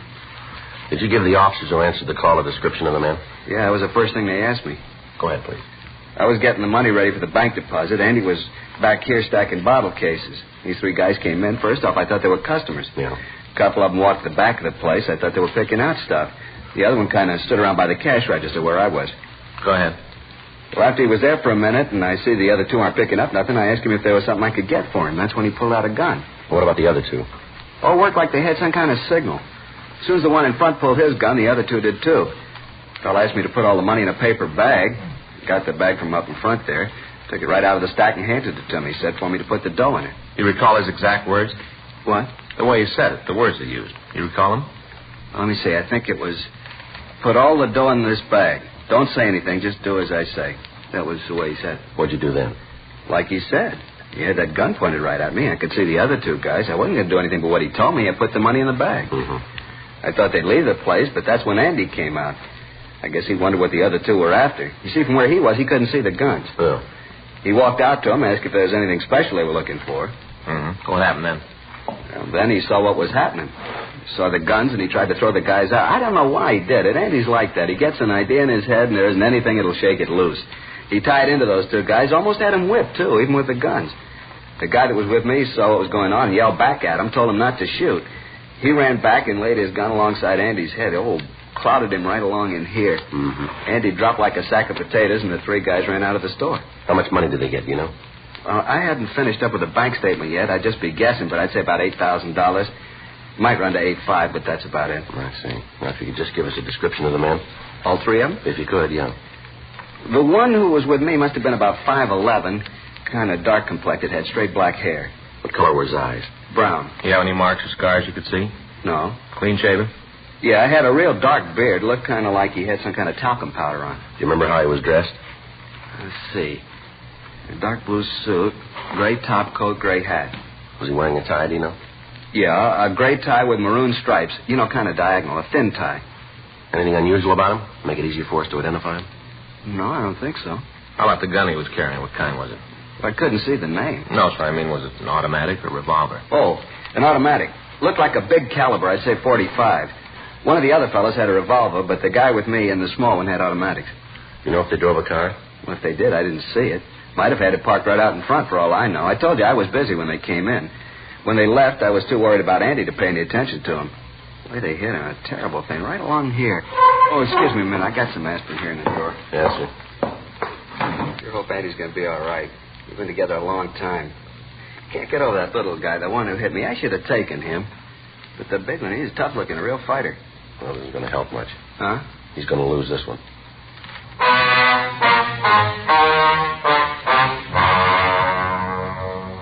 We got the descriptions of the other 2 men, and the supplementary local broadcast was gotten out. The 2 officers who'd answered the call found a woman in the neighborhood who'd seen 3 men leave the vicinity immediately after the robbery. She said that she was parked in a car half a block from the store on the same side of the street. She explained that about 9:20 a.m., a car had pulled into a parking place in front of her. She'd seen 3 men leave the car and walk down the sidewalk in the direction of the Lockton Market. About 10 minutes later, the men came back to the car. They appeared to be in a hurry. One of the men was upset and arguing with the other 2. She told the officers that they'd gotten into the car and driven off toward Hollywood Boulevard. We asked her to describe the 3 men. The description she gave us matched the one we'd gotten of the thieves. She gave us a description of the car, and another supplementary broadcast was put out. We asked her to come down to City Hall to go through the mug books to see if she could give us a positive identification. The report from Georgia Street Receiving Hospital indicated that the victim of the slugging, Andrew Rich, was suffering from a fractured jaw and a concussion. He was given emergency treatment and removed to the county hospital. The crime lab crew came out and they went over the store for physical evidence. They were able to lift 3 partial fingerprints from the counter next to the cash register. Dean Bergman and Leighton Prince explained that the partials were not enough for identification, but that if we apprehended the holdup men, he'd be able to tell us if they'd left the impressions. 10:27 a.m. We took the victim, Clifford Hall, and the woman who'd seen the car to the mug room. They went through the mug books, but they were unable to come up with an identification. We had the stats office make a run on the M.O. They came back with a list of 17 names of men who at one time or another had used the same method of operation. The list was split, and Sergeants Meade and Leitner worked with us in checking the names out. Thursday, 3:48 p.m. Frank and I got to the 6th name on our list. Jerry Evanston, that right? Yeah. Sure dark in this hall. He ought to wash the windows, let some light in. Yeah, here we are.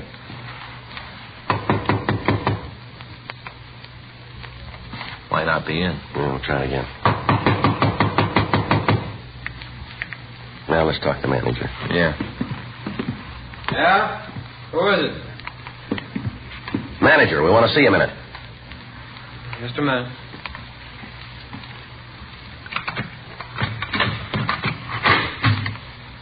What do you want? I was asleep. Come on, Evanston, open up. Yeah, we can get out of here. Police officer. Come on. Watch it, Joe. All right. All right, come on, Evanston, get up. What are you doing? I'm clean. Look, you got no right to come busting in here like this. Yeah, you're so clean. What are you putting out trouble for? I got scared, that's all. I just got scared. How'd you feel if somebody woke you up and then shoves their way into your room? You ain't going to stand around and just let them do it. He's clean, Joe. I told you that. Look, I got no trouble. I don't want none. You check with Galloway. He'll tell you. I'm home every night at 9 o'clock, every night. Where were you this morning? Huh? This morning, where were you? What time? You just tell us what you did, starting when you got up. I was up all night. I got a virus or something. I couldn't sleep. Take a look there in the dresser. You can see the stuff I've been taking. I haven't been out of this room, not for a couple of days. Can you prove that? Why? Can you? No, there wasn't anybody here. You get any phone calls? No. I don't know what this is all about, but you guys are leaning on me for nothing. Now, you talk to Galloway. He'll tell you I've been working. Well, look here, I'll show you. Where you. you going? I just want to show you something I got in the drawer. Well, you stay right there. I'll get it for you. Okay, I got nothing to hide. Take a look in the top drawer there, left-hand side. Yeah. These what you mean? Yeah, that's it. I'll take the rubber band off and look. You'll see I'm telling you the truth. Now, you see? It's all the check receipts I've gotten from where I work. You look at them. I'm working every day, and I'm home at night, 9 o'clock every night. How about it, Joe? Yeah. Now, you see? You haven't been out of this room all day, huh? Not a minute. Now, come on, what's all this about anyway? What are you guys after? We figured maybe you could tell us. Yeah? Oh, I'm sorry. Without you telling me what you want, there's nothing I can give you. You see any of the boys anymore? You mean the fellas I knew before I fell? That's right. Not if I can help it. I'm trying to stay away from them. See any of them lately? Yeah. Saw Alex a couple of days ago. Alex? Yeah.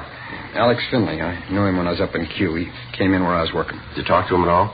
I just said hello. Passed a couple of minutes talking about some of the guys we knew. Is he in the rackets now? I don't know. Is he on parole? Yeah, I think so. Did he give you anything? Oh, a couple of rumbles, but if I turn them over to you, I don't want a credit for them. You don't know where you got them. All right. Alex tells me there's a gang that's going to start working here in town, market jobs. How many men? Well, from what Alex says, there's 4, all heavy guys. Finley with him? No, I don't think so. He told it to me that he just heard it. Did he say anything about who the 4 men are? No, I don't think he knew. He just said they were heavy and they were starting to work. You know where we can get in touch with Alex? No. Well, you might check with Galloway at the parole office. He might have it. Yeah, we will. I'll probably see him again. I'll try to get the information if I can. Well, what is it you want to know? Who the guys are? That's right. Okay. Now, like I told you, though, I don't want any credit for it. I'm in real trouble if it gets around that I'm playing footsie with you. Yeah, sure. I'll try to find out when they're going to start working, too. Well, don't you worry about that. Huh? We already know that. 4:10 p.m. We got in touch with Fred Galloway at the state adult parole offices, and we checked on Jerry Evanston. From what the record showed, the story Evanston had told us was true. His parole officer had reported him working and apparently living up to the conditions of his release. We left him one of our cards and asked him to call us in the event he heard from Alex Finley. 4:21 p.m. We checked back into the office, and we met with Sergeants Meade and Leitner. They told us that they'd checked out the names on their half of the list without result. We sent a teletype up to George Brett in CII, Sacramento, giving him the description of the holdup men and listing the M.O. that they'd used. We asked him to run the information through their files and forward any information they came up with. 5:19 p.m. We went out to get something to eat, and then we checked back into the office. Good dinner, huh, Joe? Yeah, I never saw a guy could eat so many enchiladas as you. Yeah, I can't help it. I get started on them, can't seem to stop. Yeah. You got any soda in your locker? No, you got trouble again? You know I always do when we have enchiladas. You ought to remember that when you order a half a dozen. I suppose so. Yeah, I get it. Robbery Friday, yeah. When was that? You're pretty sure, are they? Has the lab been called yet? Yep. Okay. Right, thanks. Oh, that's a break. Yeah? They just found the getaway car.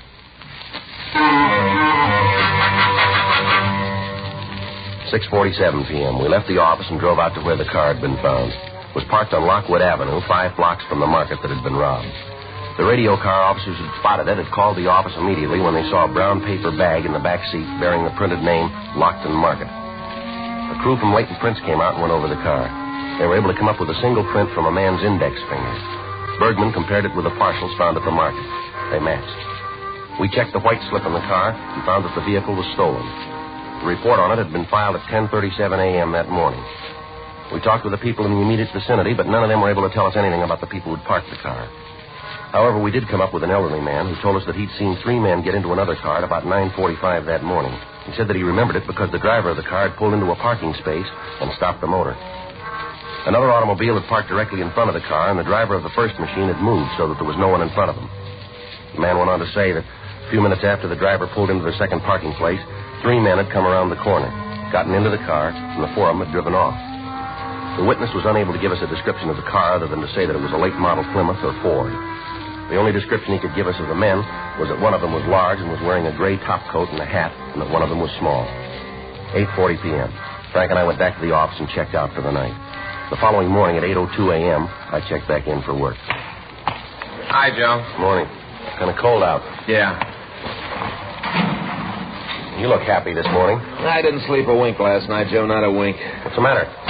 Stomach. Next time I even think about eating enchiladas, stop me, will you, Joe? Yeah, sure. Any mail come in? I don't know. I just got in. There's an ad here from that store over on West 6th. They're having their annual sale. Yeah? I want to try to get over there. I'd like to get me a new suit for Christmas. There's a special delivery from Brereton. Huh. Probably those mugs we asked for. I'll see. Yeah, there's 6 of them. You want to get in touch with Cliff Hall? You can drive over and have him take a look at them. Yeah. You got any other pictures? Yeah, we can mix them up. I'll call Hall. Okay. I sure hope we get an ident. We haven't got much to go on. There's got to be a break someplace. We got to find it. From what Finley said about the gang starting up operation, doesn't sound like just one job. No. They start on a string, they can do a lot of damage. Well, it doesn't give us much choice, does it? No. We got to get to them. 8:27 a.m. Frank and I left the office and drove over to talk to the victim, Cliff Hall. We showed him the mug shots George Brereton had sent us. He picked one out and said that he was positive that the man in the picture was the one who'd held him up. The name on the mug shot was Harold Bishop. According to the record Brereton had sent us, Bishop had been convicted twice on violation of 211 PC, armed robbery. 9:20 a.m. We drove over to the county hospital and showed the pictures to the other victim, Andrew Rich. He picked the mug shot of Bishop as the suspect who'd robbed and beaten him. The notation on Bishop's picture gave us the information that he was on parole at the time. We returned to the office and put in a call to Fred Galloway at the State Adult Parole Office. Yeah, Fred, this is Joe Friday. Mm-hmm. Yeah, fine. We'd like some information on a Harold Bishop. San Francisco number 82609. 26, that's right. Male, white, Caucasian. We got a mug from Brereton. No, he says he's on parole. Yeah, if you will. Thanks a lot. He's checking the master file now. Meade and Leitner are standing by if we need them. When we get this address, we're going to have to move fast. Yeah. Yeah, Fred. When was that? Well, how's his report there? I see. No, I don't know. Yeah, I suppose. Right, Fred. Thank you. Well, you can tell Meade and Leitner to relax. Bishop's got an out-of-state parole. He's living over in Phoenix. Well, he still could be getting into California. No, not likely. Huh? Fred checked with his parole officer. Yeah. He's got a job, and he's been reporting to his parole officer every month.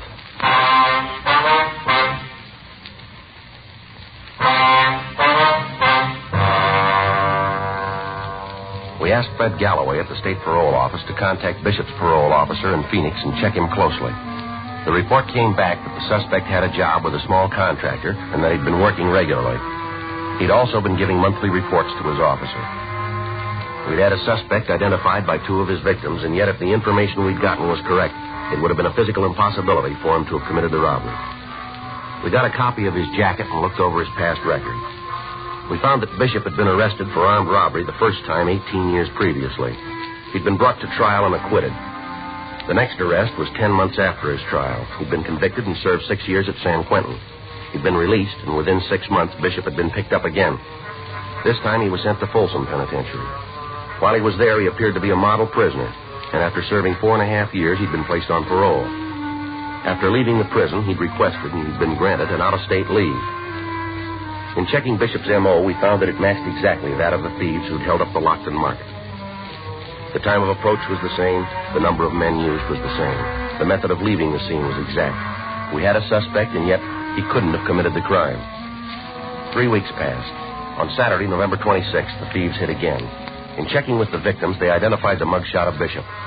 We put in a long-distance call to the Phoenix Police Department and asked them to check on the suspect. We got word back that he was in their city. They told us that he wasn't at work due to a virus infection.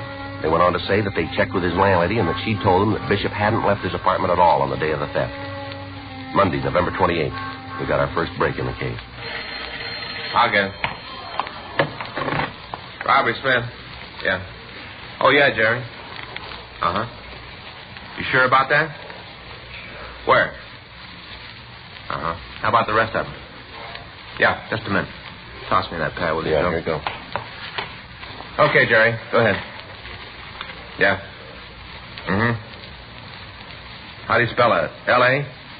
L-E-A-H-Y? Uh-huh, I got it. Mm-hmm. You know the address?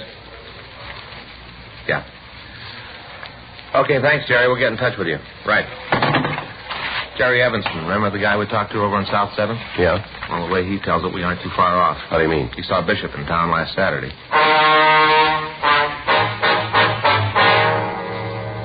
We put in a call, and we found that there were 2 major airlines with flights to Phoenix. The flight time they listed was 1 hour and 35 minutes by air. If Bishop caught the last flight leaving Phoenix, he could arrive in Los Angeles at 11:20 p.m., the night before he planned to commit a robbery. The next day after the holdup, he could catch a plane from the Los Angeles International Airport that would have him back in Phoenix at 8:25 p.m. By doing this, he would be absent from his work only 1 day, and he could schedule his flights so as not to hit on the days when he had an interview with his parole officer. Tuesday, November 29th, a meeting was held in Chief Thad Brown's office. It was decided to put a special stakeout on the airport and wait for the suspect to come into town. At that time, he'd be followed and taken into custody as he prepared to commit another robbery. The names of the 3 other men Jerry Evanston had given Frank as having been involved in the holdups had been checked through R&I. All 3 of them had arrest records. Surveillances were placed on their homes, and they were kept under constant watch. Monday, December 12th, 11:15 p.m. Frank and I relieved the stakeout at the airport. There's a bench over there. We can keep all the gates in view. Yeah.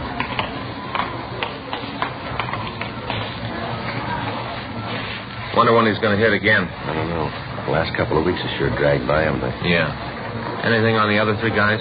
Well, I talked to Pinky Meade this morning. He and Leitner staked out at Lay's apartment. How they doing? Nothing. They're parking the car down the street. From what they say, Lay's like a clock. He comes in at 5 a.m., leaves at 9 p.m. every day. You got a cigarette? Yeah. Here you go. Thanks. Joe. Yeah. Bishop. Let's let him get outside. Yeah. Wonder if he's got any luggage. And they bring it up outside. We can wait for him there. Now, come on.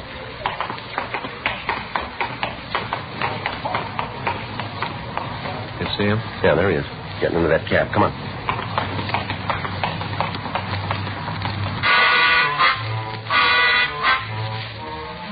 Frank and I got in our car and followed the cab taken by the suspect. We followed him out of the airport grounds and then up La Brea Avenue. The cab turned right on Washington Boulevard and headed for downtown Los Angeles. We pulled up to a stoplight. Still got him? Yeah, he's still up ahead, in front of that blue Mercury. See him? Yeah. You got the number of the cab? Mm-hmm. 2974. There's the light. All right, let's go.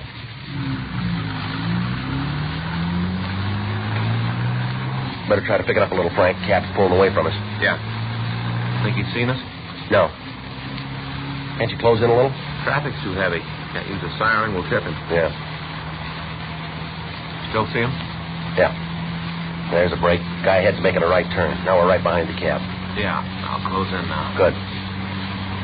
Watch it, Frank. That guy pulling out of the alley. Hold on.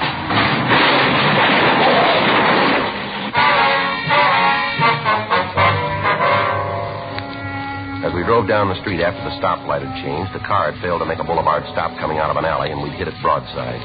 The damage done to both cars was considerable, and we'd lost our suspect. Frank got to a phone and called the office. He gave them the number of the cab that Bishop was in and asked for a traffic investigation car. The office started a search for the missing suspect. Lieutenant Jack Smyers told us to proceed to the apartment of Tom Leahy to wait for further development. In the meantime, a citywide broadcast went out carrying the description of Bishop and the other 3 men involved in the theft. Frank and I arrived at the apartment, and we relieved Meade and Leitner. We had the manager of the place let us into Leahy's room. We waited. 1:30 a.m., 2:30, 4 o'clock, 5:30 a.m. Frank and I had been on duty for over 21 hours. At 5:45, the phone in the apartment rang once, and then it quit. That was the arranged signal between us and the office. Frank put in the call. Lieutenant Smyers told us that officers Max Herman and Ed Benson were on the way out to relieve us. 15 minutes later, we heard somebody in the hall. Joe? Yeah, probably Benson and Herman. Yeah. I'll get it.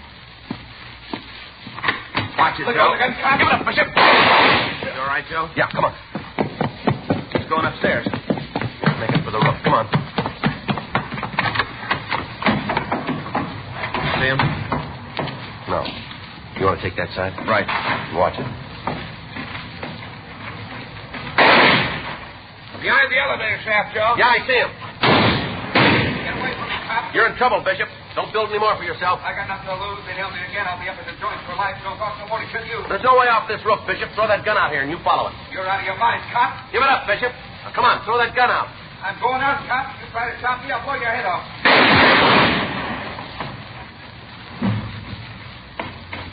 You all right, Joe? Yeah. How is he? Now, I better call an ambulance. Yeah. What's that fill out of his pocket? Wait a minute. Something he'll never use. Yeah? Airplane ticket to Phoenix.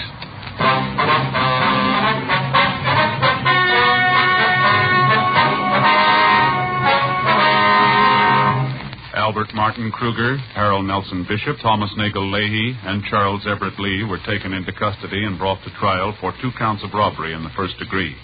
They were convicted and received sentence as prescribed by law. Robbery in the first degree is punishable by imprisonment in the state penitentiary for a period of not less than 5 years. Because of his previous record, Thomas Nagel Leahy was given the maximum sentence and is now serving life imprisonment in the state penitentiary, Folsom, California. Dragnet is a presentation of the United States Armed Forces Radio Service.